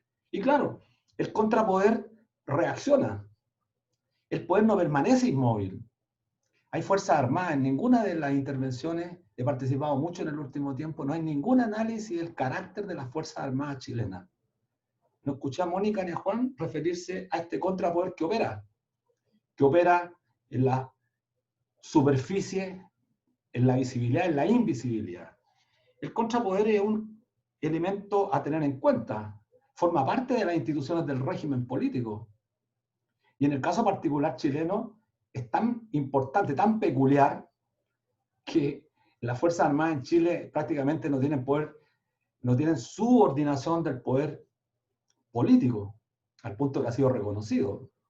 Entonces, hay una fuerte, yo diría, interrogante respecto de cuál es el sujeto colectivo, porque las preguntas que estoy viendo en el chat aparecen. Y alguien señalaba con mucha claridad, ¿no será que el régimen político no cae porque los sindicatos aceptan los acuerdos de los poderosos, son ordenados, aceptan la institucionalidad? Y a reglón seguido agregaban otras preguntas, pero los sindicatos no están llamados a hacer los cambios históricos. Y otras preguntas le asignan a la CUT una supremacía sobre el movimiento social que no tiene. Entonces hay que definirse. O es el movimiento del mundo del trabajo el determinante, sigue siendo el sujeto colectivo de derecho más importante en la lucha, y entiéndase, no trabajadores solamente asalariados. No me refiero al trabajador asalariado, me refiero al trabajador y trabajador en su condición de ser un portador de fuerza de trabajo. Y el mundo feminista lo ha levantado con bastante claridad, el trabajo no remunerado. Entonces, en definitiva, el mundo del trabajo no es la lucha así genérica, no es la lucha expresiva del canto y solamente de la consigna, porque es tremendamente importante, por supuesto. Pero el capital, que domina la sociedad nuestra, solamente se remueve cuando sus intereses empiezan a estar en peligro. Y cuando estuvieron en peligro fue justamente cuando hicimos posible que entrara a esta gran batalla yo diría, los destacamentos más importantes del sistema productivo chileno, los portuarios, el sistema financiero, los bancarios, los sistemas vinculados a la producción. Y guste o no guste, los sistemas que son capaces de enfrentar con la valentía y con la decisión y pueden desestabilizar el sistema productivo, el sistema capitalista, son justamente quienes tienen la posibilidad de arrancar más conquistas para la población. Ahora, el problema sigue presente en los análisis que estamos debatiendo hoy día. No aparece la respuesta a la pregunta que la gente hace, ¿cómo seguimos? Pues? Y el tema central sigue siendo el problema de una organización que sea capaz, por supuesto democrática, que sea capaz de conducir. Porque sin conducción no es con el asambleísmo permanente como se va a lograr reconquistar o conquistar alguna demanda. Y en eso ahí tenemos diferencias con muchos. Nosotros promovimos de unidad social, que jugó un rol importante en un momento, hoy día yo creo que requiere de un balance, promovió los cabildos autoconvocados. Y fue un ejercicio absolutamente necesario de deliberación que permitió construir propuestas para un proceso de una asamblea constituyente, que como dije al comienzo fue escamoteada por el poder. Pero insisto, la lucha de clases tiene altos y bajos. Se puede ganar, se puede perder. Y si uno hace un balance, estamos pronto al 18 de octubre, se hace un balance desprovisto de la pasión, desprovisto de los sentimientos a veces afectivos, lo cierto es que lo único que tenemos hasta el momento, lo único, es el plebiscito del 25 de octubre. Y ese plebiscito del 25 de octubre nos puede permitir, dependiendo de las correlaciones que se tornen en ese escenario, seguir corriendo el cerco de forma tal, ganar. Por supuesto que tenemos cuestionamientos a ese acuerdo de la noche del 15 de octubre, pero la lucha política y la historia nos enseña que a lo largo de la historia no siempre las conquistas que se le arrancan al régimen político dominante son las que uno quisiera. Y la experiencia en el caso de los chilenos nos entrega lecciones importantísimas en el periodo de la Unidad Popular, en el periodo de la lucha entre el 83 y el 86, y este es el periodo más importante sin ninguna duda después de ese hito histórico que fue quizás el paro del 2 y 3 de julio del año 86. Entonces creo que en eso estamos y afortunadamente el movimiento social se está rearmando, el movimiento social que no tiene, el movimiento social de hecho, no de derecho. El movimiento social, la coordinadora Norma FP, la coordinadora feminista 8 de marzo, es decir, está empezando nuevamente a surgir o a resurgir la posibilidad de comenzar a transitar los movimientos populares que toman en sus manos ciertas demandas, los movimientos ambientalistas, los movimientos que luchan por el agua, los movimientos que luchan por la ciudad digna, por la población, por la casa, por la habitación, son los movimientos que pueden cambiar el curso de la historia, llevando, y con esto finalizo, llevando siempre los estandartes de la transformación del modelo del sistema. Y eso pasa necesariamente por mantener viva esta contradicción fundamental entre trabajo y capital, que sigue siendo el gran problema que tiene la humanidad. Bueno, muchas gracias, Luis. En tu misma intervención, ¿no? Introdujiste varios temas que están en torno a las preguntas que también, ¿no? Para que se arme un debate y no sea solamente un pimponeo de preguntas y respuestas, voy a tratar de conjugarlas, ¿no? En un gran tema, ¿no? Que tiene que ver primero con el rol de la institucionalidad, ¿no? ¿Cuál es el motivo, en definitiva, que no permite, de manera como precisa, la caída, ¿no? ¿Cuál es el salvataje, en definitiva, que permite a las clases dominantes mantener su forma de dominación una vez ya iniciada la rebelión popular, ¿no? Una vez ya desarrolladas las movilizaciones más importantes? Junto con ello, ¿no? ¿Cuál es la estrategia o las estrategias que surgen del proceso de la revuelta, de la rebelión, ¿no? Como, no solamente en torno al sujeto, sino que cuáles son las estrategias políticas que buscan y cómo buscan abordar una solución, una vía de transformación a el escenario político chileno, ¿no? Por ahí alguien mencionaba el cuestionamiento en las preguntas, ¿no? La visión pragmática que tendría o la influencia que tendría la posmodernidad en la conformación de los sujetos históricos, el rol del poder popular, el rol de la transformación de la democracia en Chile, que en definitiva nos da cuenta, como mencioné recién, ¿no? Para que se arme un debate y no sea solamente un pimponeo de preguntas y respuestas, a su juicio, ¿no? Podríamos sintetizarlos a partir de cuál es la forma en la cual ustedes podrían proyectar, ¿no? Las estrategias que ustedes observan a partir de lo que sucedió en Chile, de lo que sucede en Chile, y bueno, cuáles son las razones, cuáles son los límites que ustedes también pueden observar, tanto en el proceso constituyente como... ¿Sí? Entonces dejo la palabra abierta para quien quiera comenzar su intervención.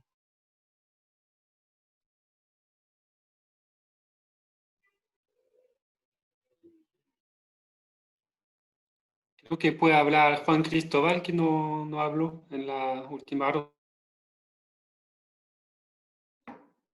Sí, yo creo que, bueno, estamos, digamos, las frases para la galería de repente son buenas para la galería, pero me parece que una discusión seria a propósito de lo que aconteció a partir del 18 de octubre, hay dos fechas que son muy relevantes.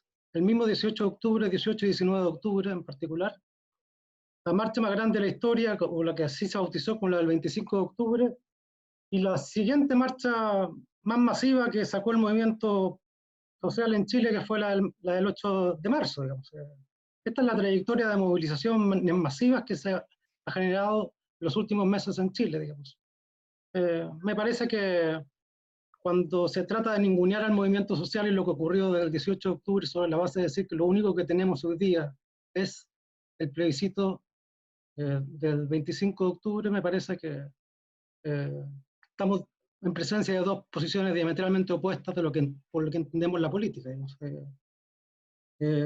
Para nosotros en particular, que hemos participado en las asambleas territoriales, que hemos participado de la lucha callejera, que hemos participado de las movilizaciones, que aparte estamos en la academia, vemos muchas más cosas que un puro plebiscito en el escenario del 25 de octubre próximo.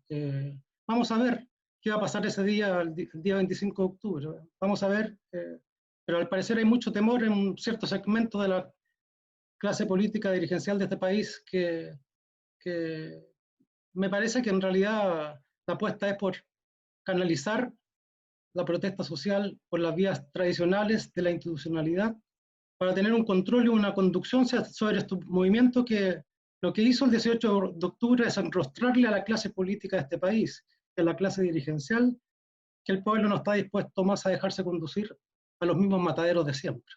Entonces, a mí me parece que nosotros hemos tratado de hacer una evaluación seria sobre lo que está pasando en el abajo social, porque lo conocemos, porque estamos insertos, porque vemos que aquí hay una gran potencialidad, una lucha que estalló el 18 de octubre, que estalló en llamas, que estalló con fuego, que estalló con barricadas, que el acuerdo no hizo más que tratar de impedir que esa resistencia del abajo social pudiera ser apagada lo antes posible, y nos parece que aquí hay que asumir, digamos, lo que ha pasado el 18 de octubre en toda su dimensión. El pueblo se cansó y hizo estallar su rabia en las calles, lo sigue haciendo, y vamos a ver qué pasa después del 25 de octubre. Para nosotros el proceso más importante es lo que va a pasar después del 25 de octubre, no el 25 de octubre mismo, digamos. Para nosotros el 25 de octubre es un escenario que le cae muy bien a la clase política dirigente de este país y que probablemente todos van a salir contentos después de que el apruebo y la convención constitucional ganen por una amplia mayoría. Vamos a ver si por una amplia votación o no, digamos. Eso está por verse aún, digamos. Vamos a ver qué pasa ese día en Chile, pero nos parece que el escenario más importante que se está configurando es lo que está aconteciendo abajo. Una multiplicidad, cientos de asambleas territoriales, de cabildos que están discutiendo el proceso constituyente, ¿no? Que están cansados del sistema capitalista y que están cansados del neoliberalismo y que están cansados del Estado también. El Estado es un problema. Y para nosotros, bueno, nos insertamos dentro de una lógica completamente opuesta de lo que ha sido la política tradicional hasta este minuto. Por eso que yo creo que puede causar molestia que esta posición se exprese y se exprese con legitimidad dentro de un debate que está abierto, que no está cerrado y que quien quiera cerrarlo se equivocará, digamos. Eso.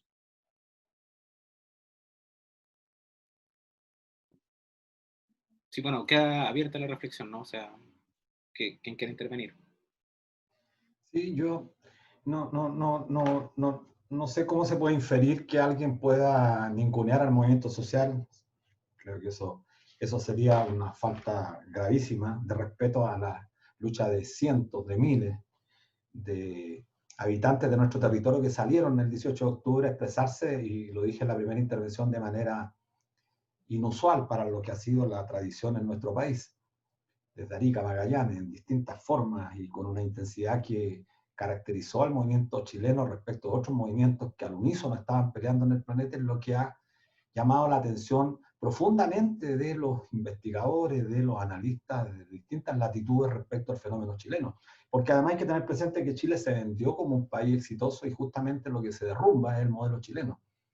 Y ese modelo chileno tenía un pilar fundamental, y lo tiene aún, que justamente, y que todas estas manifestaciones son del año 80, tiene esta constitución política, tiene el decreto ley 3500 que dio origen al sistema privado de AFP, y a propósito de las asambleas territoriales y los cabildos autoconvocados y las encuestas de opinión, la demanda más sentida del sistema, la demanda más sentida de la población contra el sistema es el sistema previsional, pensiones, salud y educación, en ese orden.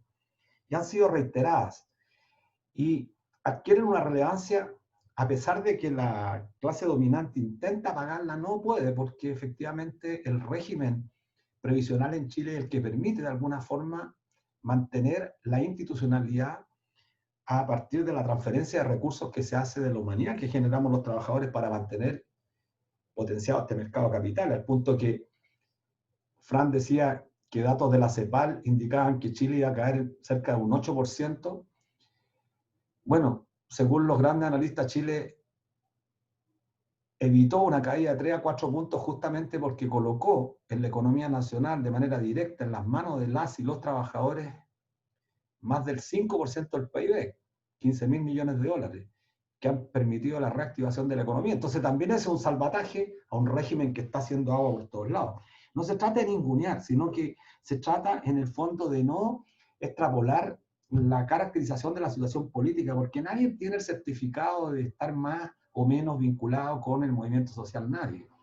Nosotros somos parte de un movimiento social, los compañeros entiendo que también. Cuando se hace referencia a la academia que construye desde la altura, absolutamente desprendido de la realidad, esa es la academia que nos sirve, no es la academia que está vinculada a la sociedad, a la lucha del pueblo. Ahora, miren, un dato que es relevante. Alguien decía el temor de la clase política. Claro, la clase política tiene temor a que se desborden y busca justamente encasillar el proceso, y el plebiscito es una apuesta. Es una apuesta que nace desde la superestructura.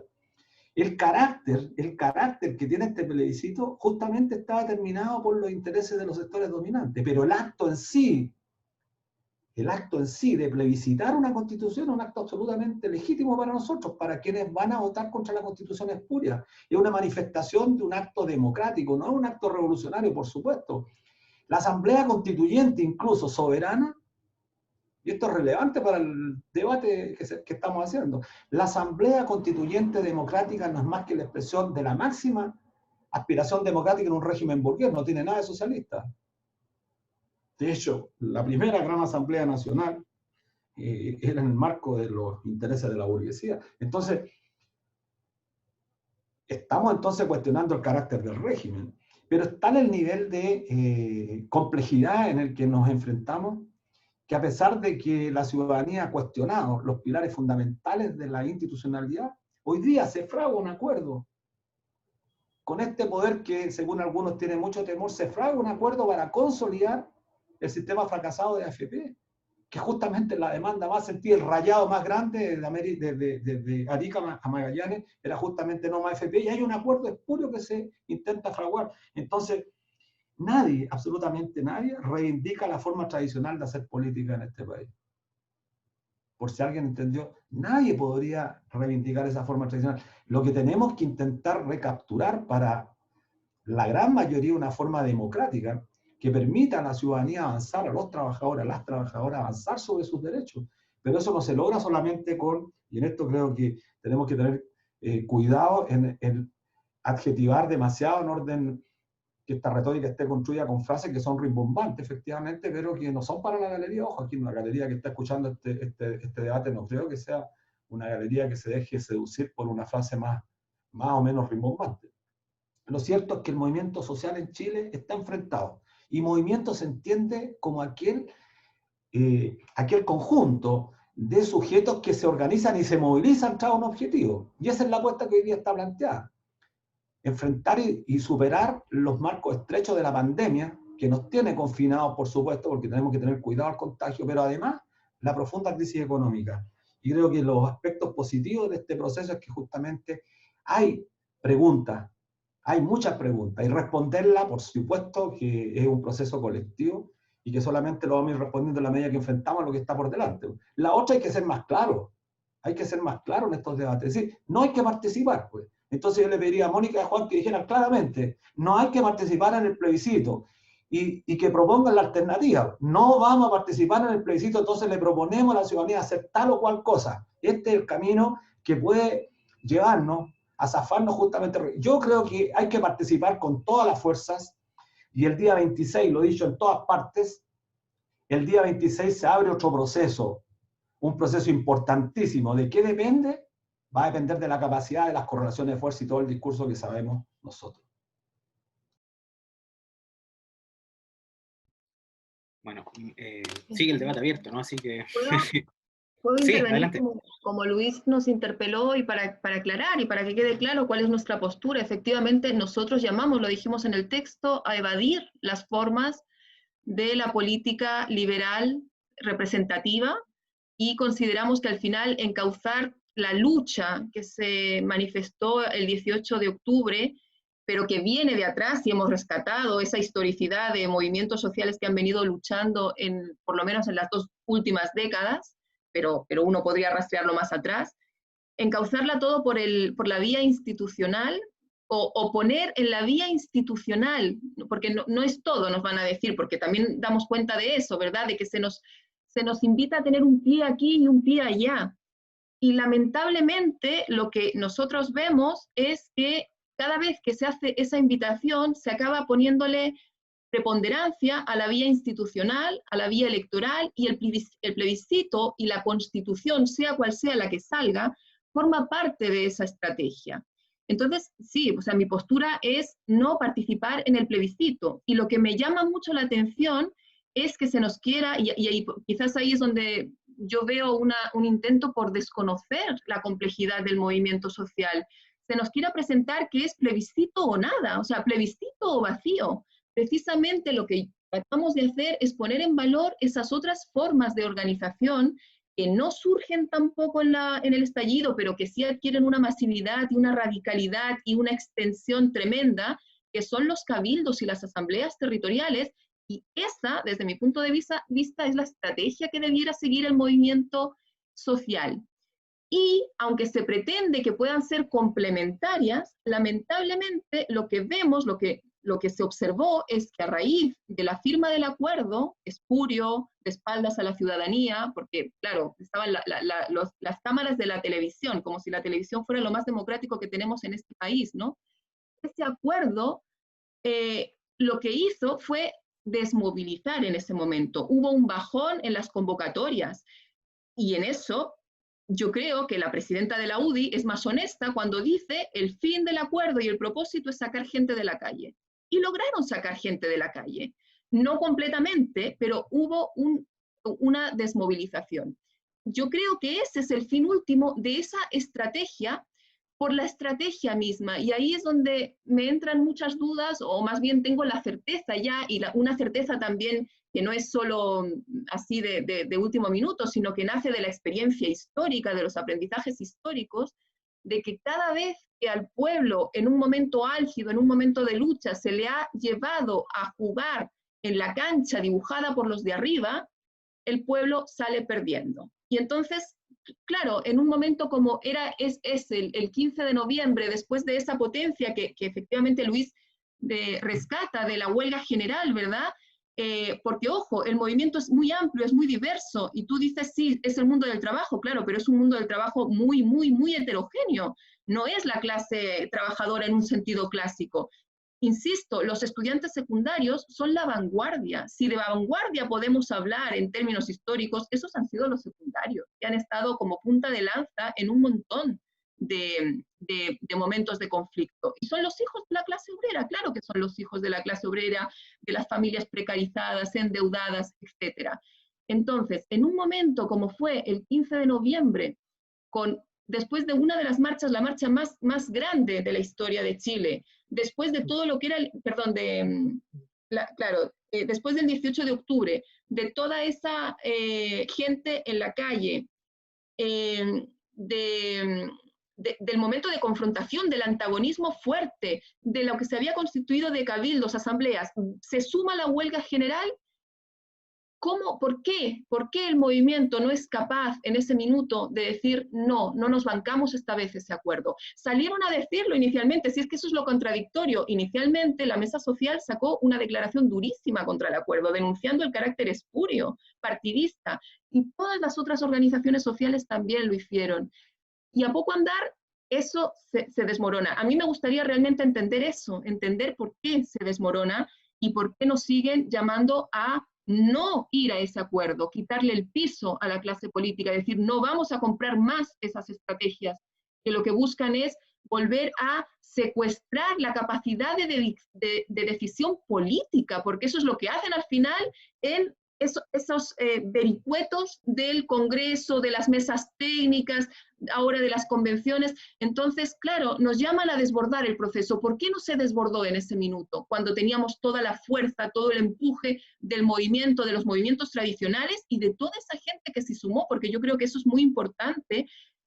La coordinadora No Más AFP ha sacado muchísima gente a la calle, sacó muchísima gente a la calle, pero nunca se generó un momento tan fuerte como este. Es inédito realmente lo que pasó, ¿no? O sea, volvamos a colocarnos en el 18 de octubre, es inédito lo que pasó.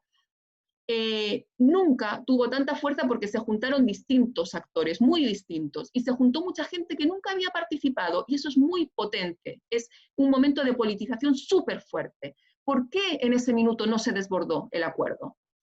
Esa es como mi duda. Y claro, frente a eso, mi llamado y mi convicción, y desde los espacios en los que yo participo, es no sumarme a ese acuerdo, no legitimarlo para no acabarnos arrepintiendo, como sucedió en el 88 con los movimientos sociales que confiaron también en que la alegría ya viene y al final los mandaron para la casa. Esa es como el punto.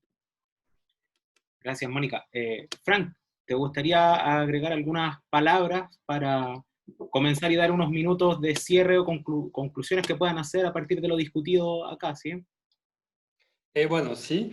A mí me parece muy interesante la conversación. De hecho, me alegro que haya ese tipo de conversación, que no sea un consenso sobre la estrategia que viene, porque obviamente que los meses que vienen serán conflictivos y que dentro de la izquierda y el movimiento populares también hay muchas discusiones actualmente, por lo que pude yo ver desde acá y todas las conversaciones que tengo con compañeros que están allá.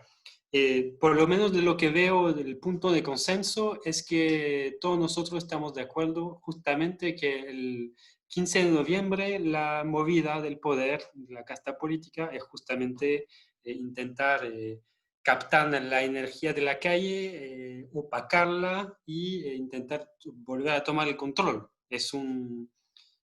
Realmente estamos en pleno dentro de la democracia protegida, ¿no? Tutelada, y de la tentativa de poner en marcha un nuevo acuerdo y el proyecto de plebiscito, obviamente que va en ese sentido, y en eso estamos todos de acuerdo. La discusión política central es cómo posicionar este escenario, si hay que justamente rechazarlo, deslegitimar justamente esa tentativa, o si pensamos que se abre un nuevo escenario a pesar de todo y que dentro se puede tal vez intervenir, desbordar, irrumpir, aunque sea forzosamente un escenario ya muy marcado por los de arriba, obviamente, y por el acuerdo mismo. De hecho, hay una conversación, ¿no?, de Longuera, donde dice ella a sus amiguitos, dice, ya chicos, no se preocupen, tenemos los 2/3 garantizados, así que sabemos que no vamos a controlar el proceso.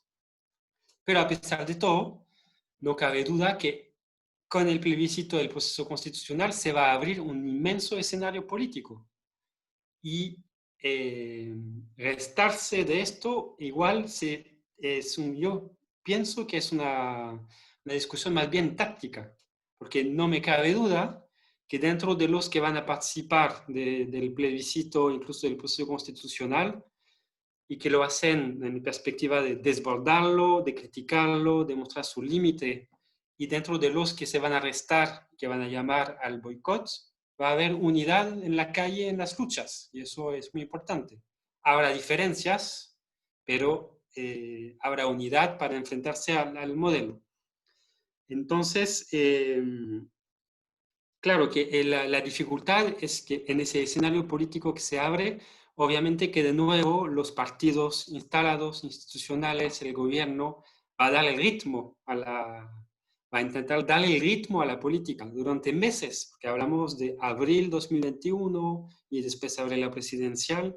Entonces, ahí hay una dificultad, yo creo, desde el movimiento popular, es de seguir construyendo autonomía autonomía de clase, independencia hacia los partidos del sistema, a pesar de todo, yo diría. Es decir, por eso que yo sí pienso que las asambleas territoriales son una conquista inmensa del movimiento, y al mismo tiempo no cabe duda que la huelga del 12 de noviembre fue un momento de cristalización, ¿no?, del conflicto de clase, que realmente gatilló el miedo del empresariado, de Piñera. Es decir, no es que estoy haciendo que el uno o el otro, pero yo creo que no cabe duda que hay que articular asambleas territoriales, autoorganización en la base comunal y también irrupción de los trabajadores en el sistema productivo. El capitalismo neoliberal chileno no va a caer sin una intervención masiva de los trabajadores a través de huelga, intervención económica radical. Eso, yo creo que estamos de acuerdo todas y todos en eso. Entonces, la dificultad es la articulación de eso. Y tercero, y porque ya hay una pregunta que va en ese sentido en el chat, es una buena pregunta. Dice, ¿cómo evitar lo que pasó con las asambleas territoriales de Argentina 2001? Es decir, en 2001, en el escenario argentino, había muchas asambleas territoriales, piqueteros, organizaciones en la base, pero a pesar de todo, los que lograron montarse en el caballo después de una crisis política inmensa fue de nuevo el kirchnerismo, un kirchnerismo progresista, pero fue el kirchnerismo.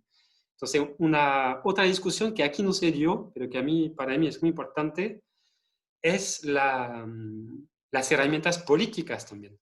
Porque yo pienso que no basta las asambleas territoriales, que son muy necesarias, que no basta la huelga general, que es indispensable. También hay que discutir en estrategia política de herramientas políticas. ¿Qué tipo de herramientas políticas para también intervenir con una estrategia política anticapitalista, feminista, internacionalista, que tenga un proyecto país, incluso una visión más allá de Chile, y que proponga a las asambleas, a la huelga general, a los trabajadores, también un proyecto político? Entonces, ahí hay que pensar, porque por el momento en Chile el nivel de crisis de la izquierda hace que no hay herramienta política de este carácter, que esté a la altura del conflicto de clase y de la crisis política. Yo creo que eso es una gran debilidad para los meses que vienen. No tengo respuesta, obviamente, pero... Gracias, Frank. Bueno, ahora voy a dejar 2 minutos, ¿no?, para que sinteticen, concluyan algo de lo que se ha discutido y lo puedan proponer, ¿no? 2 minutos para cada uno. Si podría partir Mónica y Juan Cristóbal, luego Frank y Luis, ¿sí?, para ir cerrando.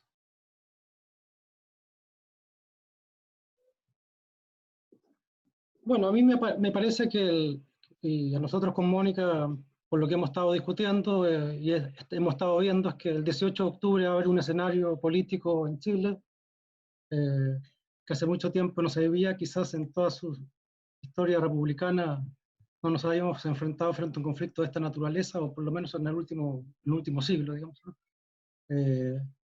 Donde hay una irrupción de una fuerza popular que se ha tomado las calles, que se ha tomado las plazas, que se ha empezado a tomar los territorios, que ha empezado a construir poder popular, que no le cree a la clase dirigencial ni de izquierda ni de derecha, que tiene claro que su enemigo es el capital y el Estado, que está construyendo un poder popular y comunal, articulándose con todas las dificultades que le pone la propia clase política, con la propia dificultad que le ponen los propios partidos de izquierda, con las propias dificultades que le pone un orden institucional hecha a la medida de los poderosos.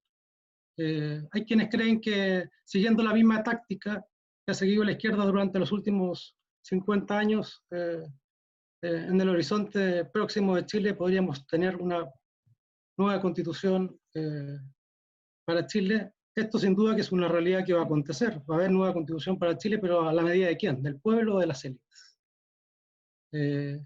Nosotros creemos que, sin duda, que la experiencia de los cabildos y las asambleas territoriales, la gran discusión que se ha dado en las calles, en las plazas, en los territorios, está abriendo y configurando un nuevo escenario de lucha que va a ir mucho más allá del plebiscito del 25 de octubre, que mucha gente de la que está formando parte de estas asambleas territoriales va a votar y va a participar en este fraude plebiscitario, por todos reconocidos dentro del mundo de la izquierda y el mundo social. Sin duda que alguien podrá decidir participar de este fraude plebiscitario y tiene todo el derecho de hacerlo. Lo que pasa es que ese también es un mensaje inequívoco. Nos engañan, nos hacen fraudes, hacen política en lo oscurito, les imponemos acuerdos y nosotros, aunque pataleemos, finalmente terminamos diciéndoles que sí. Para que haya una clase política corrupta, también se necesita complicidad por parte del pueblo. Y si el mensaje que se está queriendo enviar es que pese a que fue un acuerdo corrupto, fraudulento para el pueblo, pese a todo tenemos que seguir esa vía propuesta por los poderosos, me parece que este es un mensaje político que forma parte de la vieja política. Y que lo que tenemos que construir es una nueva ética política, una ética política que no se deje engañar, que no se deje ser parte del fraude de las élites, que construya, pese a todas las adversidades, un proyecto colectivo. No tenemos recetas de cómo va a seguir esta revuelta popular. Sin duda creemos que los próximos años en Chile están abiertos a una posibilidad de poner en crisis a un sistema hegemónico que se ha legitimado sobre la base de la fuerza, y eso se va a conquistar en las calles, como lo demostró el 18 de octubre y los días posteriores. Pero no solo el 18 de octubre y los días posteriores, sino años de movilización callejera, donde el pueblo ha irrumpido, no se ha cansado y despertó para poner en jaque el sistema capitalista y para poner en jaque sus lógicas a través de las cuales se valoriza el capital. Bastó lo que pasó el 18 de octubre, interrumpir la circulación, la distribución de mercancías y que el pueblo tuviera espacio y tiempo, lo que nos han negado los poderosos durante mucho tiempo, para poder reencontrarnos y discutir. Esta es la experiencia más valiosa en los días posteriores del 18 de octubre, porque se incendiaron, porque Chile se incendió. Es que la gente tuvo la posibilidad de reencontrarse y las plazas se llenaron, y las asambleas se llenaron, y la gente empezó a discutir sobre su porvenir. Vamos a ver si el pueblo aprende de su experiencia histórica. Ojalá que el 25 de octubre no sea una gran desilusión en los próximos años para el pueblo de Chile. Muchas gracias, Juan Cristóbal. Frank, 2 minutitos, porfa.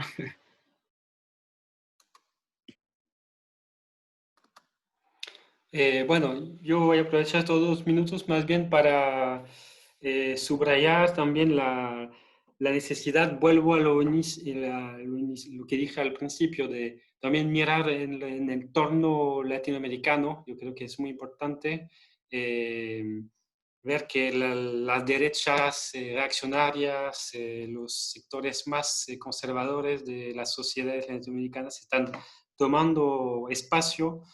Entonces eso tiene que ser una preocupación grande, y en ese tiempo no cabe duda que los próximos meses en Chile va a haber muchas luchas populares.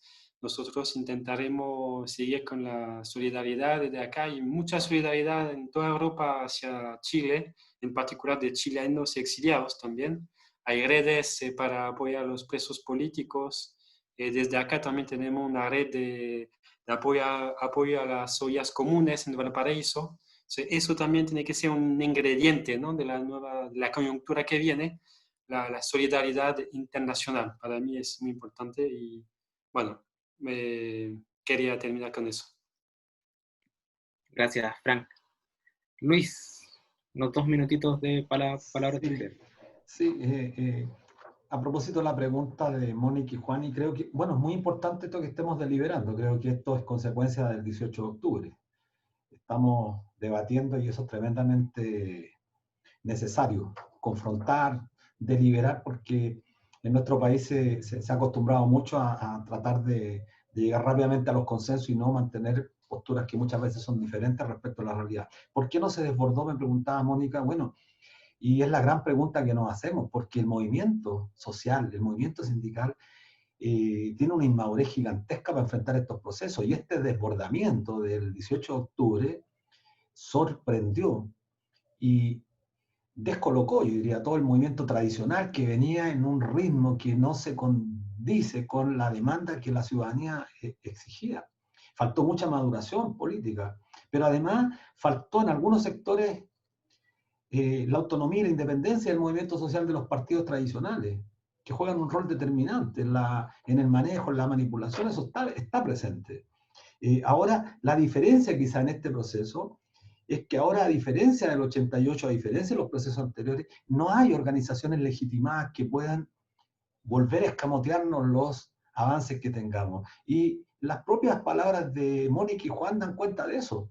Hemos ido avanzando, las asambleas territoriales, los cabildos autoconvocados, son ejercicios que deben seguir fomentándose, deben seguir realizándose de forma tal que el proceso que se abre instale en el debate las grandes demandas que el pueblo tiene acumulado durante 30 años, pero además, no solamente eso demanda, sino que además plantee las grandes ideas que tiene respecto de cómo debe configurarse el Estado, este Estado que única y necesariamente va a tener cambio cuando la gente llegue a plantearse, el pueblo llega a plantearse que con este Estado actual capitalista no sirve.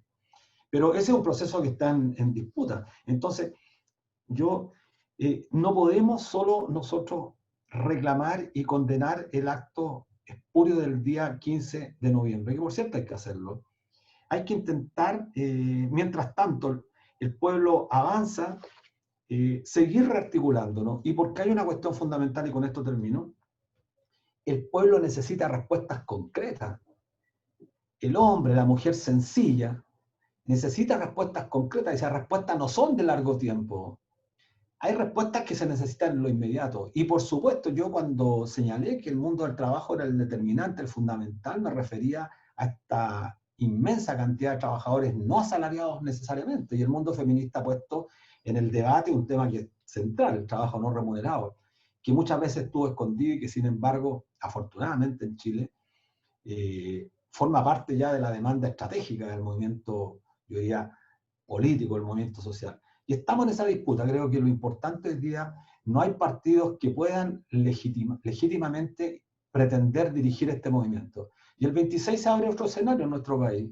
Es un escenario de disputas, es un escenario donde vamos a tener que ver cuánto somos capaces de generar, a partir de las correlaciones de fuerza, un cambio que avance en la dirección que nos planteamos después del 18 de octubre. Creo que eso es lo que está planteado hoy día.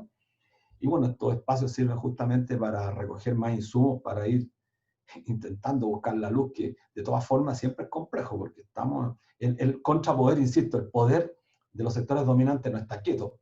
Se organiza, tiene medios, tiene recursos, tiene inteligencia acumulada, tiene finalmente el acceso al interruptor que nos puede cortar la luz y se acabaron estos programas. Entonces tenemos que tener también un plan B para saber cómo nos vamos a comunicar cuando lleguen los grandes potentados y nos quiten lo más importante, que son estas herramientas y estas plataformas tecnológicas que no las controlamos y que son parte además del debate que desgraciadamente pocos están haciendo, porque no le pidamos a la izquierda que haga lo que no ha sido capaz de hacer en tantos años. Muchas gracias, Luis. Para finalizar, solamente me queda invitarlas al día de mañana, viernes 9 de octubre, a la última jornada del octavo seminario Los marxismos en el siglo XXI, cuyo tema es una reflexión crítica sobre la experiencia histórica de la Unidad Popular, ¿sí? Que va a estar el día de mañana por estas mismas plataformas a las 18 horas, igual que hoy. Así que, bueno, sin más que agregar, muchas gracias a los y las expositoras, y eso, ¿no? Nos estamos comunicando, nos estamos viendo y seguimos debatiendo, ¿no? Sin duda que quedaron muchos cabos abiertos y muchas discusiones abiertas para lo que viene para el proceso chileno, ¿no? Del proceso chileno. Muchas gracias.